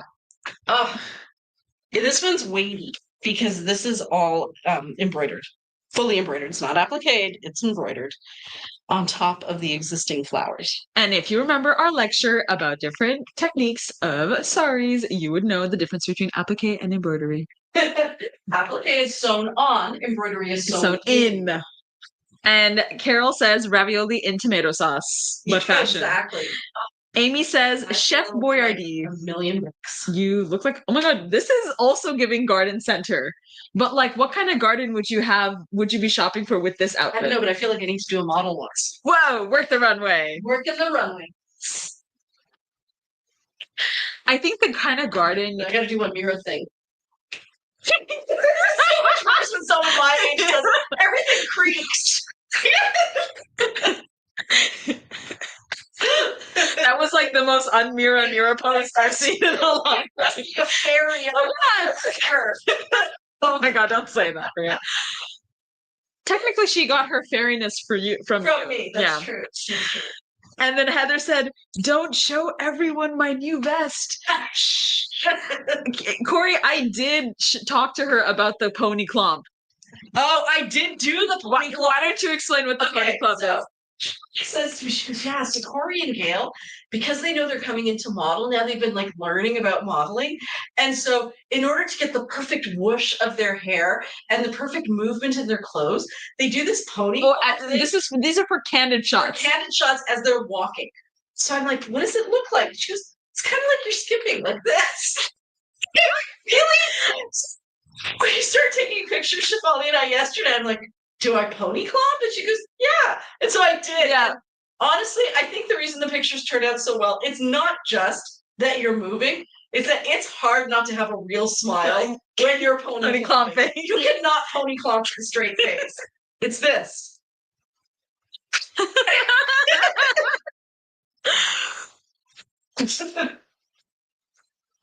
Oh, wow. Yeah, I was actually going to put that on the mannequin. It was so nice. All the colors, guys. And it's so soft. And it's so soft. Are those doggies? Maybe? Ambiguous dog. Ambiguous possible dog. I don't know if they're dogs. I kind of think they are. It's kind of like the hieroglyphic of a maybe sort of dog / alligator. This would be great with jeans, yeah. Look at me suddenly discovers jeans at 56. I'm like, hey guys, did you know that jeans? Jeans. Jeans are amazing. Jeans, everybody. Loving it. So many colors. So we have grays, we have bluey grays, we have torta, we have digitalis, we have some pretty greens up here, leafy greens, and then we have our sand tones. So we have a question from Margaret, and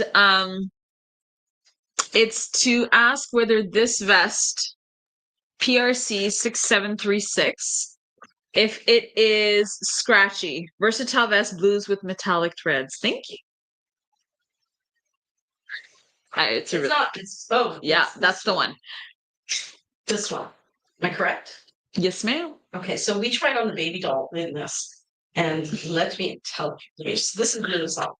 So as she does that, I am going to read some comments. Amy said, we need a reel of Mira with the "she was a fairy." Yeah, she was a fairy. Yeah. And Carol said, I saw that on TikTok. And Corey said, you laugh and you laugh with the pony clump. It makes the photos great. Yeah. And Corey says, Carol says, your photos always look fabulous. And K.Tosh said, if you guys aren't careful, you will have a weekly sitcom. Oh, trust me. We've talked about it. Tosh's name is K. K. K. K. It's just K? K. Oh, I do know K. I have seen your orders come true, K. I'm so sorry. Every single time I'm like, K.Tosh. K. Okay. Dot. Okay. Yes, it's not scratchy. It's not scratchy, but you can definitely feel that there's threads. It's not as scratchy as Mookish work. The rest of it is ridiculously soft. The outside is scratchier than the inside. The inside, you can just feel that there's an embroidery and that the thread is not silk. It feels like thread. Does the vest have burgundy in it, madam? The vest has a purpley. I wouldn't say it's burgundy. Wine. It's more purple wine than it is burgundy. I think it's not red enough to be burgundy. No, but if you know why? It's both. It's yes, both. and Yes, and is it purple or burgundy? Yes. So it is purple with burgundy lines. Do you see them? Yeah. I was about to say, you know where it looks more burgundy? Where there's gold. Yeah. But wherever there isn't gold, it looks more purple. Yes. Do I get a pair of burgundy pants? I do. And Leah's wondering, why don't you explain again where you got your pants from? Now that we've got the full story. Right. I pants from Garden Center in Burlington, Ontario. When I was not shopping for pants, I was shopping for garden stuff. And there is a brand on this, but I'd have to take them off. Charlotte, do you want to read the brand for me? Okay. I think it's right here. You got to come to this side. It's basically it looks like a Swiss symbol. No. There's something that says Los Angeles or something. Is it Los Angeles apparel? Could be. I'm sweaty. Sorry. It's okay. It's actually Liverpool, Los Angeles. Liverpool, Los Angeles. That's all I got for you guys. They had a couple of different styles. So this was to hold up. So I'd say yes. Right? Yeah. Yeah. Pretty darn close. Darn. Plants, pants, same thing. That is so true. And you know what my mother-in-law said? If it is possible to go clothing shopping for Priya anywhere, she will find the clothing. That's so true. Like if I go to Eden Tile, I will probably find clothes. You'll actually buy them off of the people working at the store. Somehow or other, I'll come home with a load of clothes. You guys call them a haul. A haul, yeah. And K.Tosh said, yes, it's K. And Carol says, match blue sky burgundy. Just did. Does the blue purple vest match blue sky burgundy? Yes, it does. It does, because we just decided. And Leah said, I love Liverpool jeans. So they're a thing. Now we know. Guys, now we know Liverpool jeans are a thing. For me, I love this. This feels like an antique fabric. Like it looks like an antique fabric. It's very soft. Yeah. But doesn't it feel like quite something soft for Georgette? Yeah, very, very soft. It looks like something they would wear in Jane Austen. It would be like part of their Austinian, kind of like a large chint kind of. A large chintz, yeah. Speaking of chint. My mother-in-law's name is Chint. Carol just went K. Ooh, this is so pretty. Ooh. So ridiculously soft. This looks like a Jaipur fabric, like this kind of tie-dye. So soft. And very, very sheery. So this is baby blue or possibly why do I can never remember that color? Hydra, and a sky blue, but a deeper sky. Hydra is your K.Tosh. It really is. I should know, right? Ooh. That would be really nice with your piece. Do it as an asymmetrical top with that side to the front. That's giving garden center. This is giving Italian garden center. Piazza. Piazza? Piazza. Somebody was saying, one of my the girls I know who is a part of the DJ scene was saying that James Street North should become Hamilton's Piazza. We do have a lot of pizza shops. Does that make it a piazza? It's very Italian in this area. And Portuguese. Yeah. Combination of Italian. So guys, we have the Portuguese mafia. Don't say that! We don't have the Portuguese mafia. There is no Portuguese mafia right beside us. Oh my god! I don't have to say that. It's an unspoken thing, as all things are. That's the word on the street. It's probably not true. Even though I remember somebody coming into the store who said she was here 30 years ago, and she was like, yeah, they're definitely here. That's what made me think it was true. I thought it was, so it's probably not true. But we feel very safe.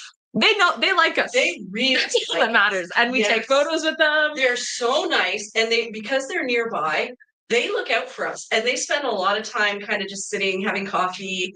And they always know what's going on with us. They're like, hey, pretty lady. Yeah. Like, this is time again. Yeah, really nice with time. Yeah. So it is a mix of Italian and British. Oh, and Leah said they are. I bought mine in Atlanta. They don't ship to Canada. Especially now they won't. I wonder where they're made. So maybe you can find them online. And I don't think I have the label. Corey said walking by Ola's is always an experience. Yes. Did you know that their chocolate custard tarts have Nutella in them? Yeah. That's new. They're really good. They're so good. And Heather says the guy's drinking espresso across the street, ... Oh, it's not just across the street, it's right beside us. Yeah. But they're really nice. They're so nice. Honestly, so nice. I guess that's why I don't think calling them the mafia is a bad thing, because if that's the mafia, they're great. I don't know. I have very limited experience with mafia, but I mean, technically we have lots of big monopolies here. We could call them the mafia. They're very nice people, guys. Whoever they are. Hey, okay, I'm gonna get in trouble for this.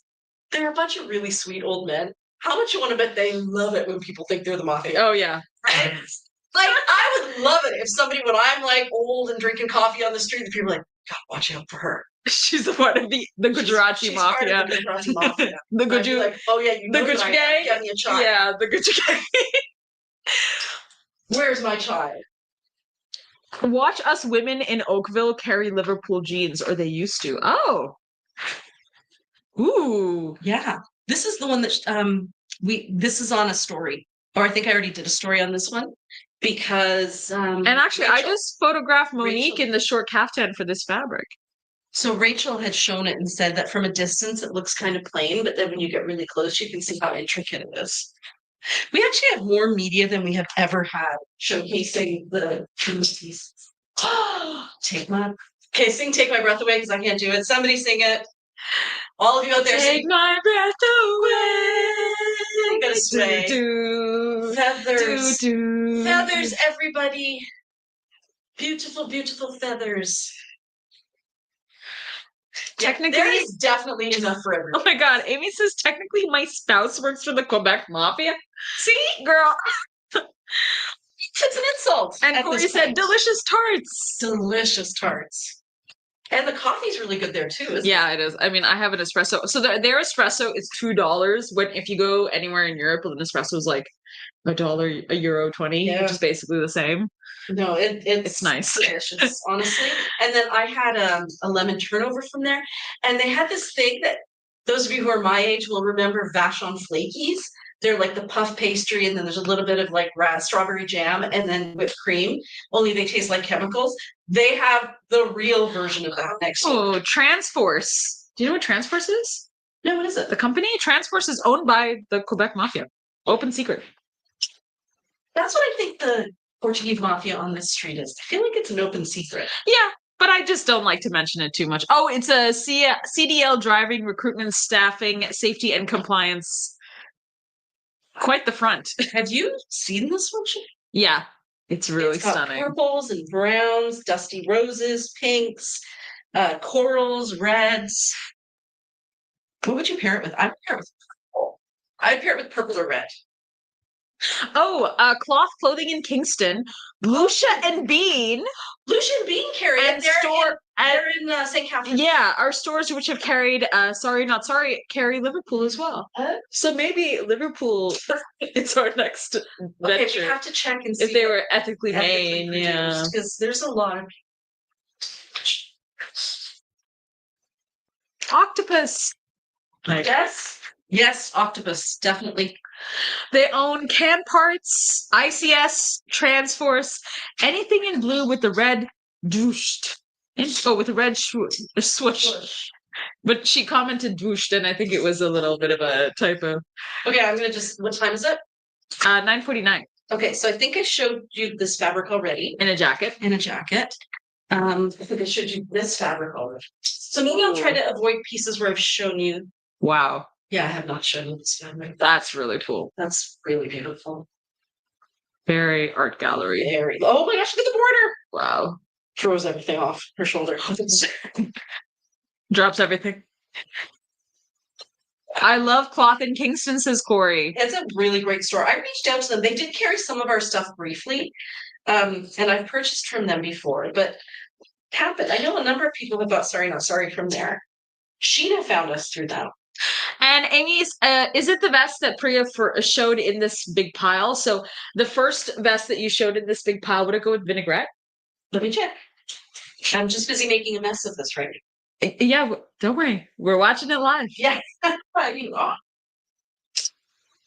Oh, yes, I see exactly what she's talking about. This is the vest I photographed Priya in. She looked great. And Claire said cloth is how she found Sorry Not Sorry. Oh, really? That's good to know. Yeah, maybe we should go cloth, and then maybe we should do a little pop-up. Totally true. They're really nice there. Yeah. Yeah.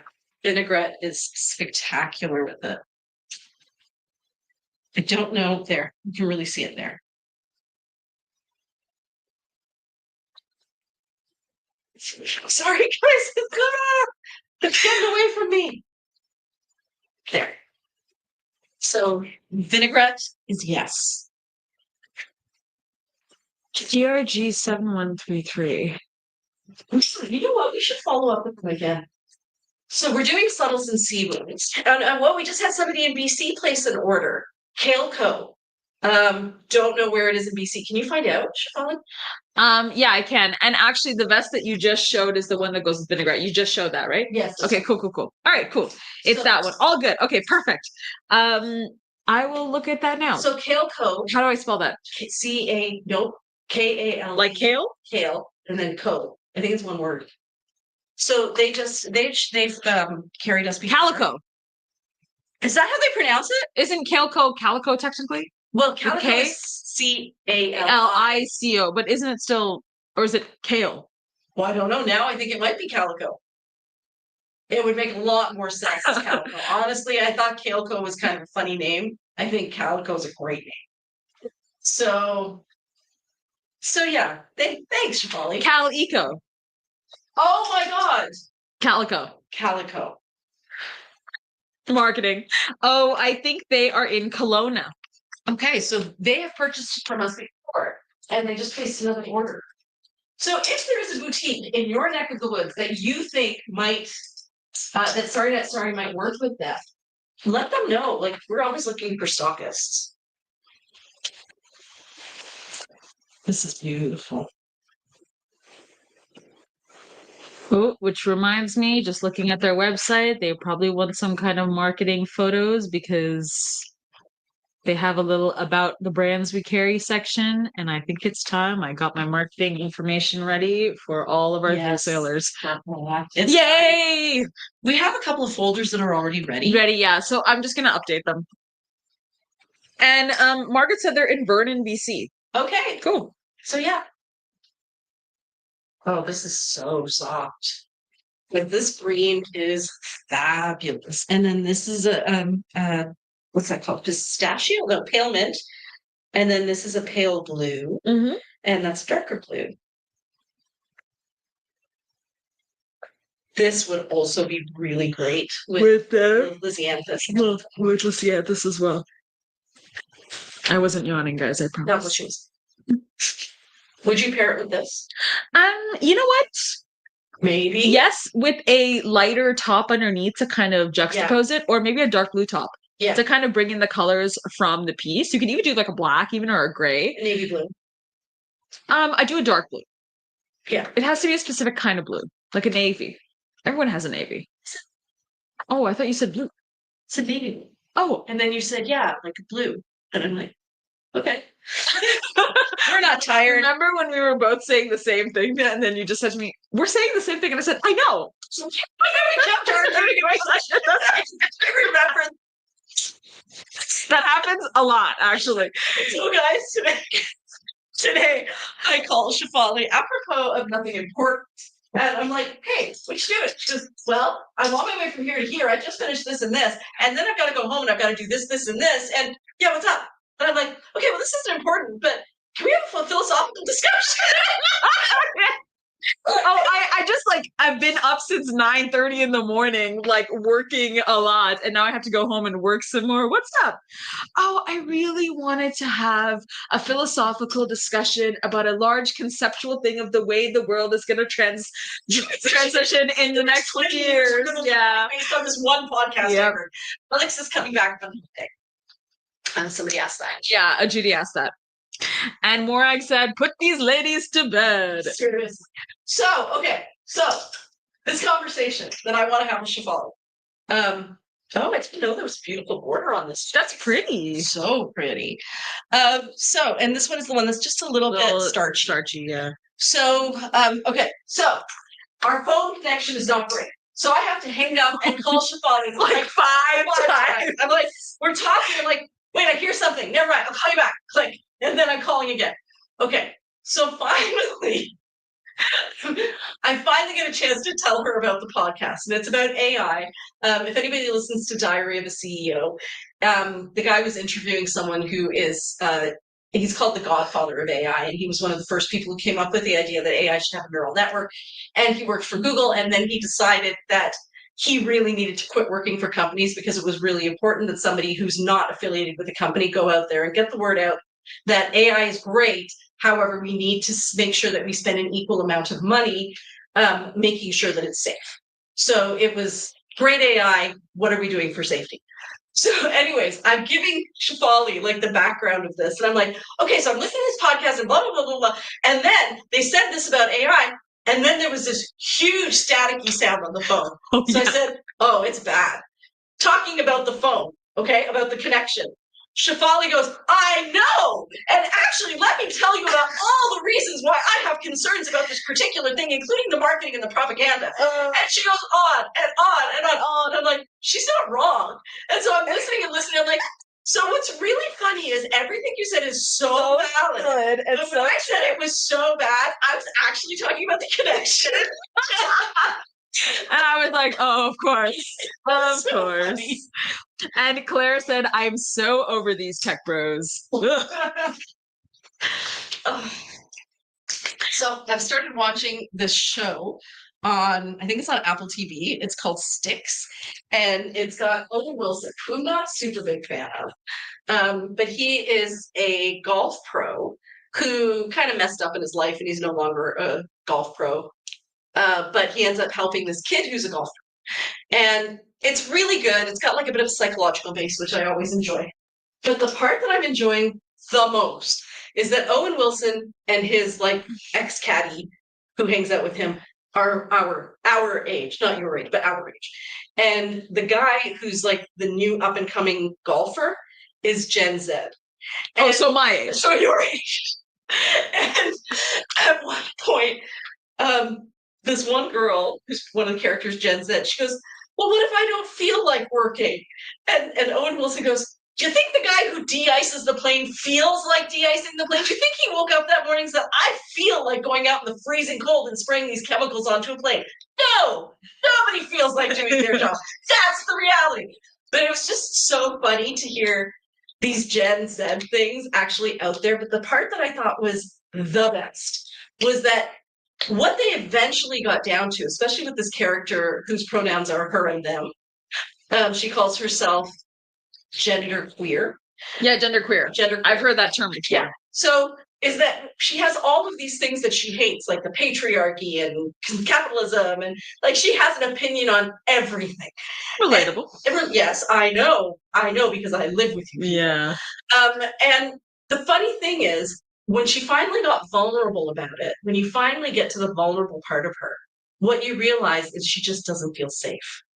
That's what it all comes down to. All of the the fury at the canceling people, the fury at the world, it's all coming from a place of this world is not the safe place we were supposed to have. And I think that messaging, that theme, is something that isn't really discussed in television shows that either slam Gen Z or make fun of them, or either that or really lean into it. Like there's no real reason that they have all these opinions, they just do. But I thought like looking at it from the safety point of view was very novel and really on the nose. I actually agree with you. I think that you know, because I am Gen Z, even though I am a bit of an older Gen Z person in terms of like the generation, like You act like a millennial. yeah, I mean, yes and no. There are parts of me that are definitely, because of my background, I think I act more like a quote unquote millennial, and that's just the way I was raised. Like, my parents are in their 60s, so I was raised with like an older, more conservative kind of mindset. But I also think that a lot of the reason why I was frustrated at the world and I really wanted to focus on, like, power to the man or to the person, because there are so many things that are there to screw us over, was because I felt really unsafe for a long time and I wasn't given the space or the safety in my own life to work through the anger I had as a child. And I think that's just the reality of a kid growing up. But I think when you in any compound society. that, but when I think when you compound that with the uncertainty in the world and the knowledge, Yeah. like I remember growing up during the Cold War. Like it was always kind of in the back of my mind, where am I going to hide when they drop the bomb? Yeah. But I also Just casually. Casually. Yeah. I'd walk into a room, scope out the safest place. Yeah. As one does. This one is really nice. So Corey's Yes. saying this green is really nice. This would be really nice with Gremolata, wouldn't it? Almond piece. Oh yeah.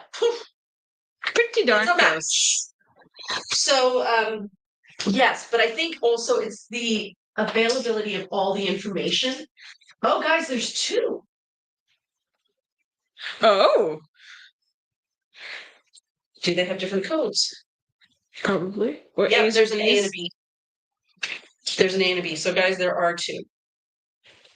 Two of you can get this one. And you can be sorry sisters.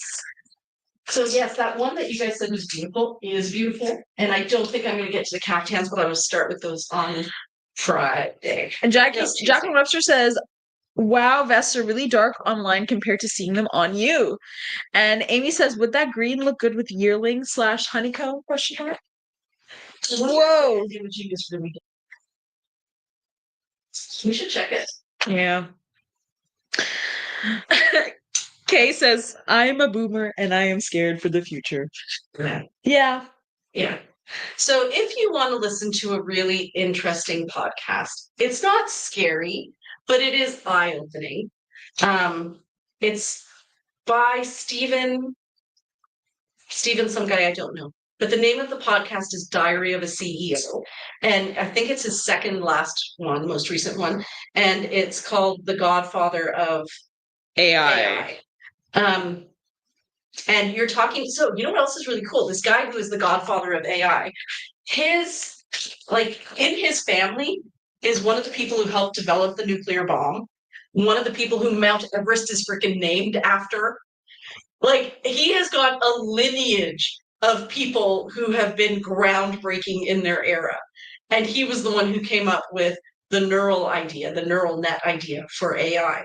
And he said that if Stephen Hawking and he named someone else, had not died younger, they probably would, like, they were so close to it.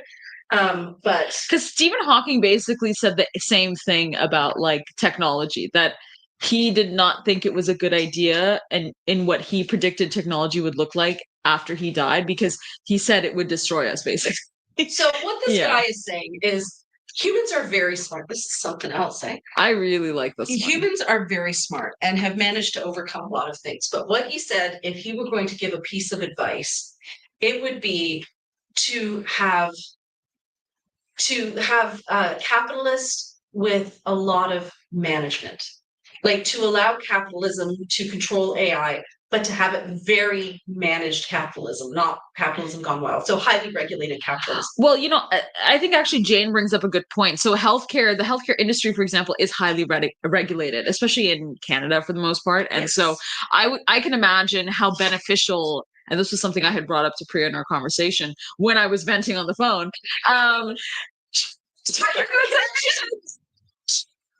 Um, when I was venting to her on the phone, is that I actually personally think that AI is really good within the medical or healthcare field, because it helps see things that doctors and humans can't really see or can't really tell sometime. And that, it can be heavily managed and regulated because there is so many ethical practices as well as policies as well as this and that on in place, especially in a country like this, that I think it is very beneficial. So I think that's an example of how to put something like AI in a capitalist environment that is heavily regulated. So his advice, That's really nice. so pretty and very soft too, very full. And this is a long tunic with side ties, I think, as well, this fabric. You know what? It's the geometric prints Yeah. next to the huge florals. That's so nice. So what he actually said, they said, well, what advice would you give to young people these days, who are worried about losing their job?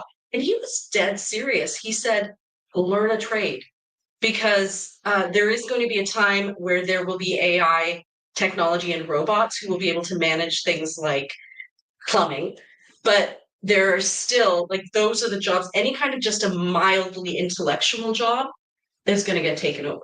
Like welding? I don't think welding would. No, welding will be robotic for sure, but not yet. Yeah. But like, if you have to figure out a problem with plumbing in the house, that's a human job. Yeah. Right. But if your job is he has a daughter whose job it is to answer, what are they called? Customer complaint emails. And he said it used to take her 25 minutes to answer an email by the time she read it, figured out the solution, and then wrote a reply. And now it takes her 5 minutes. And today I was contacting Shopify, and I spent a good 10 minutes on the phone with a bot, not knowing it was a bot.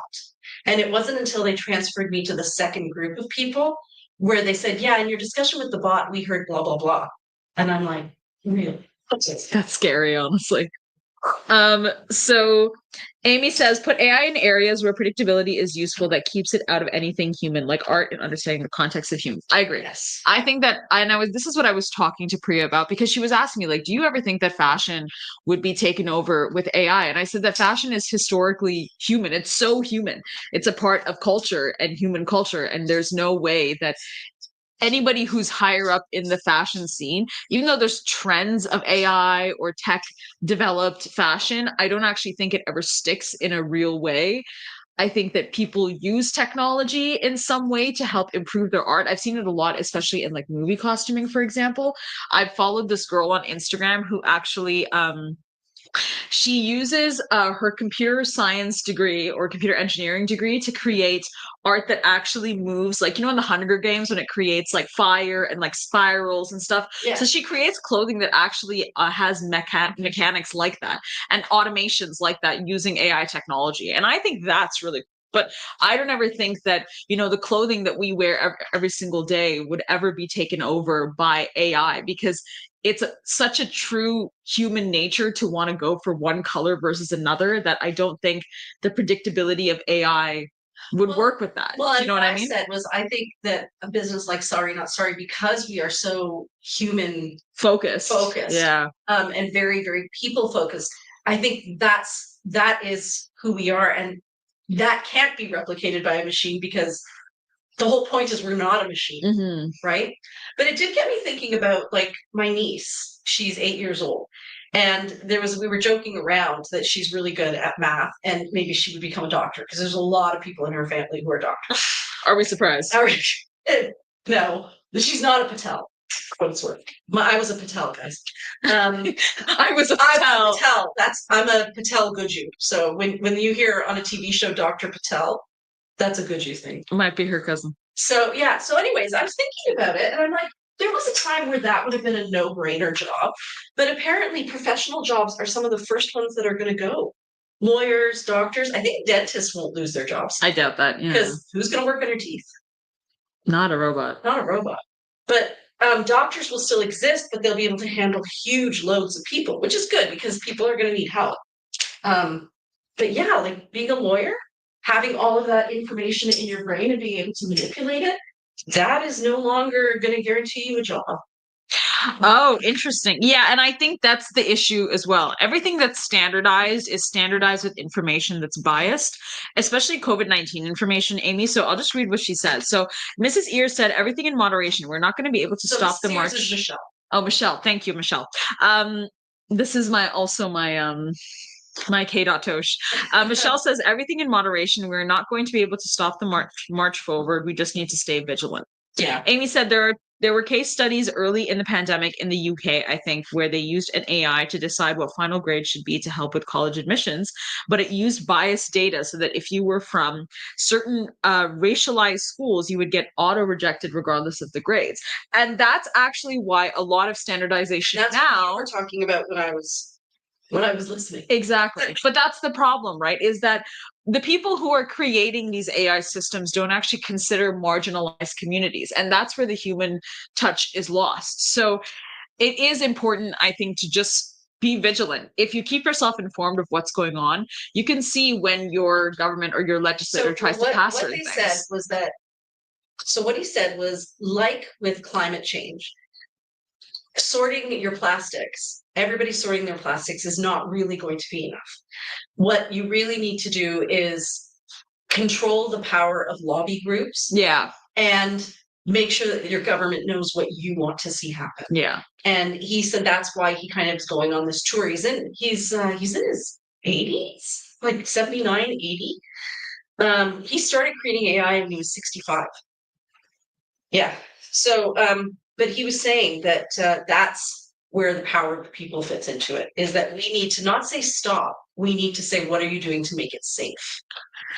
Yeah. How much money are you? And that's what he was basically saying, is that there's so much money put into development. There should be an equal amount of money put into safety. So anyways, really good listen, guys, if you have a chance. And okay, there's a lot of comments. So Claire says, every time I use AI bots for customer service, it's been a total waste of my time and taking way longer. They're the opposite of folks who consider marginalized folks, in my opinion. I 100% agree with that. I think every systematic thing that has happened in the world does not consider marginalized communities, because they're not the policymakers. Marginalized communities have almost never been the policymakers in a system that they should be a part of, because they've either not had the education, they've been rejected from those spots, they've been purposefully excluded in some way. So I think that's going to happen regardless. I think that's inherently a part of human nature. So, and then regarding lawyers, imagine if your case went to trial with information not about you, but based on the results of cases similar to yours, when people of color or women are convicted more often than others. And that's true. That's what an AI would predict, is that you would already lose. So you would already have a losing edge compared to your like lighter, fair-skinned counterparts. So what I read, and I actually have used this with our team as well, is that AI is your collaborator, not your assistant. You cannot just assign things and say, that's really cool. Yeah, this is beautiful. I'm so glad you got that done. We'll just tick off a box. You have to work in collaboration with AI to make sure that the final product is something that you yourself would stand behind. Yeah. And Kay says, my brother just got a crown made by laser printer in the dentist office. Amy says, I'm against AI entirely, and I'm a tech person. So it's not that it's a fear of technology necessarily. AI, says Judy, is a standardization on steroids. Whoever programs it initially impacts outcomes. I 100% agree with that. AI is an overeager intern. Assume you have to teach it everything. I 100% agree with that. And Rebecca says, I love that you two go deep into serious conversations. This is like listening to a podcast while watching a fashion show. The auditory and visual tracks are so different. That's too funny. That's true. Well, you guys get a glimpse into my brain These are the things that I think about. And Shafali is so sweet. She humors me and she listens when I start. It's an interesting conversation, I will say. Like, I think that because I have people in my life that I love very much, but they're tech bros, and they talk about AI in a very disingenuous way. And it's sad because they are also from marginalized communities. And unfortunately, they don't realize that the more that AI is built, the more that AI will exclude them as people. Well, this is part of the reason I try to stay on top. But it's not just an interest. Like when COVID happened, my daughters freaked out. And I too freaked out a little bit. But what I said was the government is going to look after this. This is not a decision that we can make on our own. We need to work as a team with the government because somebody needs to hold the reins while we all collectively choose a direction. And I feel that way about AI as well, that we all need to collectively hold the reins and force our governments to go in the direction that we want.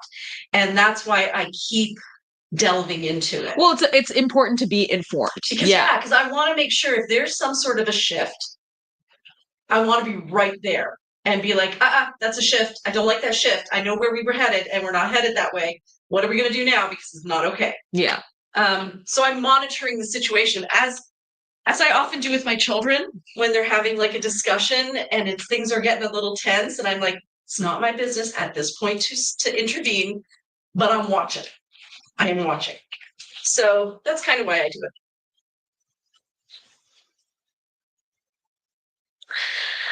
But the government did a lousy job with COVID.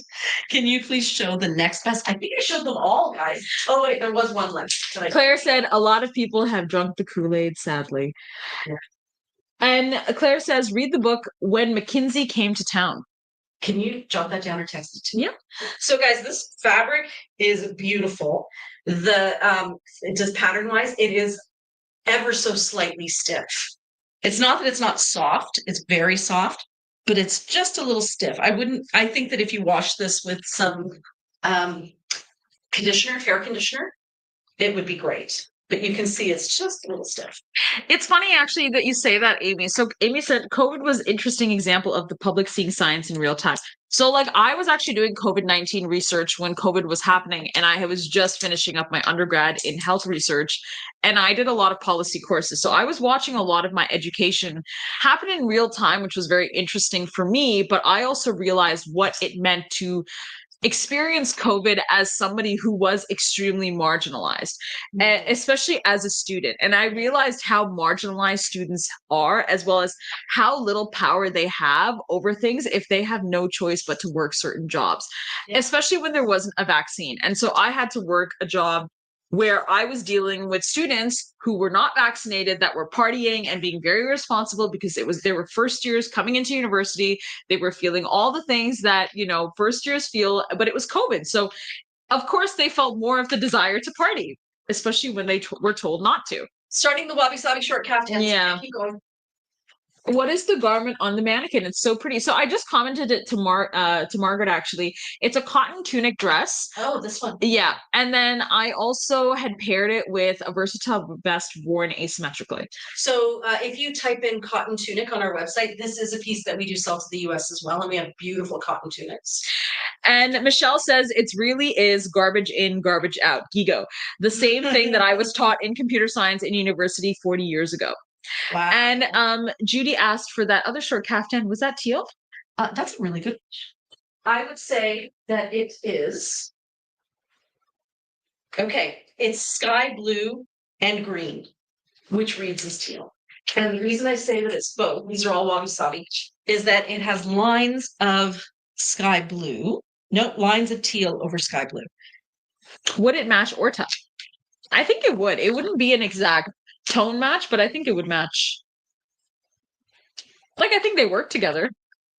Yeah, it's not an exact match. Yeah. Because it's more of a mid-tone. This has more white in it. This has more white than this does. So I'm just going to go through what time is it? It's 10:17. What? There's lots of ladies chatting though, so I've kind of left it. Okay, so it is, I'm just going to go over the wabi-sabi short kaftans. So here you go. This one's beautiful. Too beautiful. There's only like 6 of them, and then we'll wrap up. This one, we've seen the fabric before. Love it. Woo! Morag. Very Morag. Very Morag. My heart broke when I learned COVID policy has been driven by capitalism rather than health. All policy, even if we don't want to admit it, is driven by capitalism rather than. I really feel like that needs to change. And I am counting on your generation, who is not as enchanted with the idea of new. Like, I think your generation especially understands the consequences of their decisions. And I'm really hoping that you guys will be the ones who take stuff off of the pedestal. So, okay, I'm going to be so real with you guys. I really appreciate you saying that, Priya, and I think you are very lucky that you know really great people who have actually seen through the Kool-Aid. Yeah. Like, they've drank the Kool-Aid, they've seen it, and they've gone, is this really the way of life? Like, is it really? Aren't we just following the same systems? I have met lots of young people my age that I know personally, or I knew personally, that are still following drinking the Kool-Aid. No, fully. And it reminds me I think in the past couple years, I've realized more fully that no generation really fully changes the same way that they did before. There's a group of people who will always try to make change and care. And I will say there's a lot of young people that are more willing to do that. But at the same time, there are always the young people that get into these positions of power that are supported by the people that created those policies, those lobbying policies. Those are the people that those young people are supported by. They're the ones who become your municipal, officials, even in Canada. And they are surrounded by some of the most privileged, most the country is a business. Our officials should be running this place like a business. I'm hearing moms are allowing this, because think if my kids didn't Priya, you are a very self-aware person, even in your social position. Imagine if you did not mature in the way that you should have in the past 30 years, and you instead looked at all the meaningless, pretty things in life and gone, life is about pretty things because my 20-year-old self still feels the need to validate that. Ugh. I'm being it is so honest right now. It's so true. It is your 20-year-old self that needs that validation, right? And that's why when a woman turns 50, they realize by 50, you realize I don't need anyone else to approve of. Well, some people do, right? I think we're really lucky that we are surrounded by women because of this community. Yeah. This community of women is amazing because we are all people who say change is okay, and it means that I have actually lived life in a way where I have grown, and that's totally fine. I don't have to be the person I was when I was 20 years old, but imagine if you never let that go. Well, you know what the funny thing is remember how I was saying earlier that, it's been quite a journey to get to my 50s as I'm on the brink of turning 56, and not all of it has been lovely. But I wouldn't trade that for anything, because that's what forces you to change, to grow the fuck up. Yeah. Like, it either breaks you or you makes it. Yeah. Yeah. And I feel that way too. I'm a lot younger than you, but I have gone through some pretty interesting things in my life, enough to know that as hard as it has been for me, as much as it has caused me to have a lot of trauma that I still work through, that I still have to learn lessons from, and that I even get frustrated for constantly having to learn these lessons. That looks fabulous. Does that, right? That, I am lucky that at least I'm recognizing that I have lessons to learn. Yeah. But I think you don't learn them until life smacks you around a little bit. And maybe life is starting to smack everyone around right now. Or you're there's going to be some real growth. Or you're just in high denial. Carol says, if you didn't mature in the way you should have, best phrase ever. Yeah. And unfortunately, you read a lot about that. That our generation, my generation, not Shafal's, our generation, we really didn't have any models of what maturing looked like. My mother has now started to mature. My father is early in his journey. Sorry, Dad. he's working on it. That's good. But yeah, we didn't have any role models of what a mature adult looked like. And I know yeah, my family didn't. like what a mature apology looks like, what setting a realistic boundary is, what it means to not withhold love, but to actually have space for people to have different opinions and still still love them and say, love you and instead of love you but. Love you, yeah. Yeah, like to hold two things true at once, that should not be a shocking I can't concept. love you if. Yeah. Like the number of times in a day that I'll go, and both things can be true. That should not be mind blowing. But for my generation, It's it mind-blowing. really is mind blowing. And her by hooray, G said, be thankful you don't have JFK Jr. in charge of the health issues in your country. I can't even imagine. I sometimes see the posts about that, and I don't know if it's like a hoax or if it's real. And then I have to check the source. But yeah, there's a lot of like, it's a That's lot. really cute with the jeans. It is cute with the jeans, right? It's kind of odd. What's going on there? And Claire said there's also no legal way, at least in Canada, to hold public health officials liable for actual crimes. Maybe in the US there's a way to sue them. And then Rebecca said, life smacks us around until we have no more F's to give. It's so Then true. the wisdom creeps in. It's so true. And I wouldn't trade it for anything.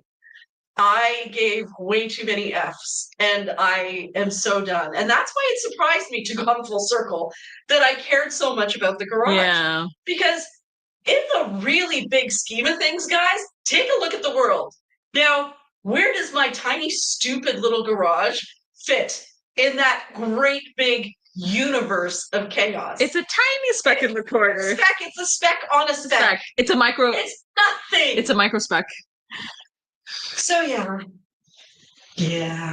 I still need to. I thought that I was really close to letting them, but apparently I have some work to do. Guys, I'm ending on a great one. I actually Musical instruments and people Gujaratis. These guys are Gujarati because it's a traditional Gujarati dance called Dandiya Ras, and I've shown it to you guys before in videos.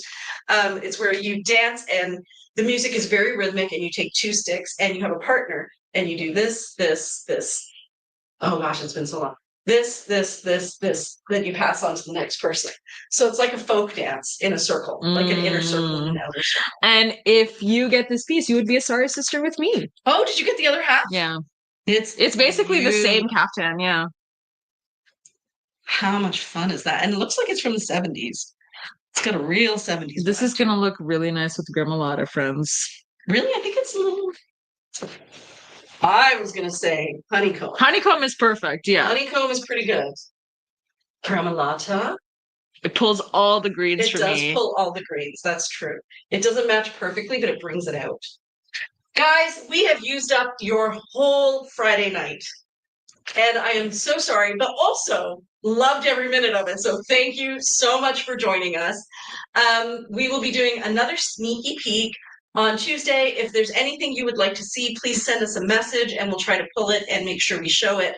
I don't know if we're going to get through everything before the sneak peek, so we may end up saving next Friday for requests. But hopefully we'll at least get through every fabric, if not through every piece. Right? Sorry, not sorry. You ran late. We did, guys. We're sorry. Sorry. And yet... not sorry. And Rebecca says, thanks for tonight's conversation. I enjoyed it. Me too. I enjoy you guys too. Thank you so much. We'll see you guys. And everyone says, happy birthday. Yay! Have a great birthday tomorrow. 56, everybody. 56. Take care, everyone. Good night. Bye. Bye.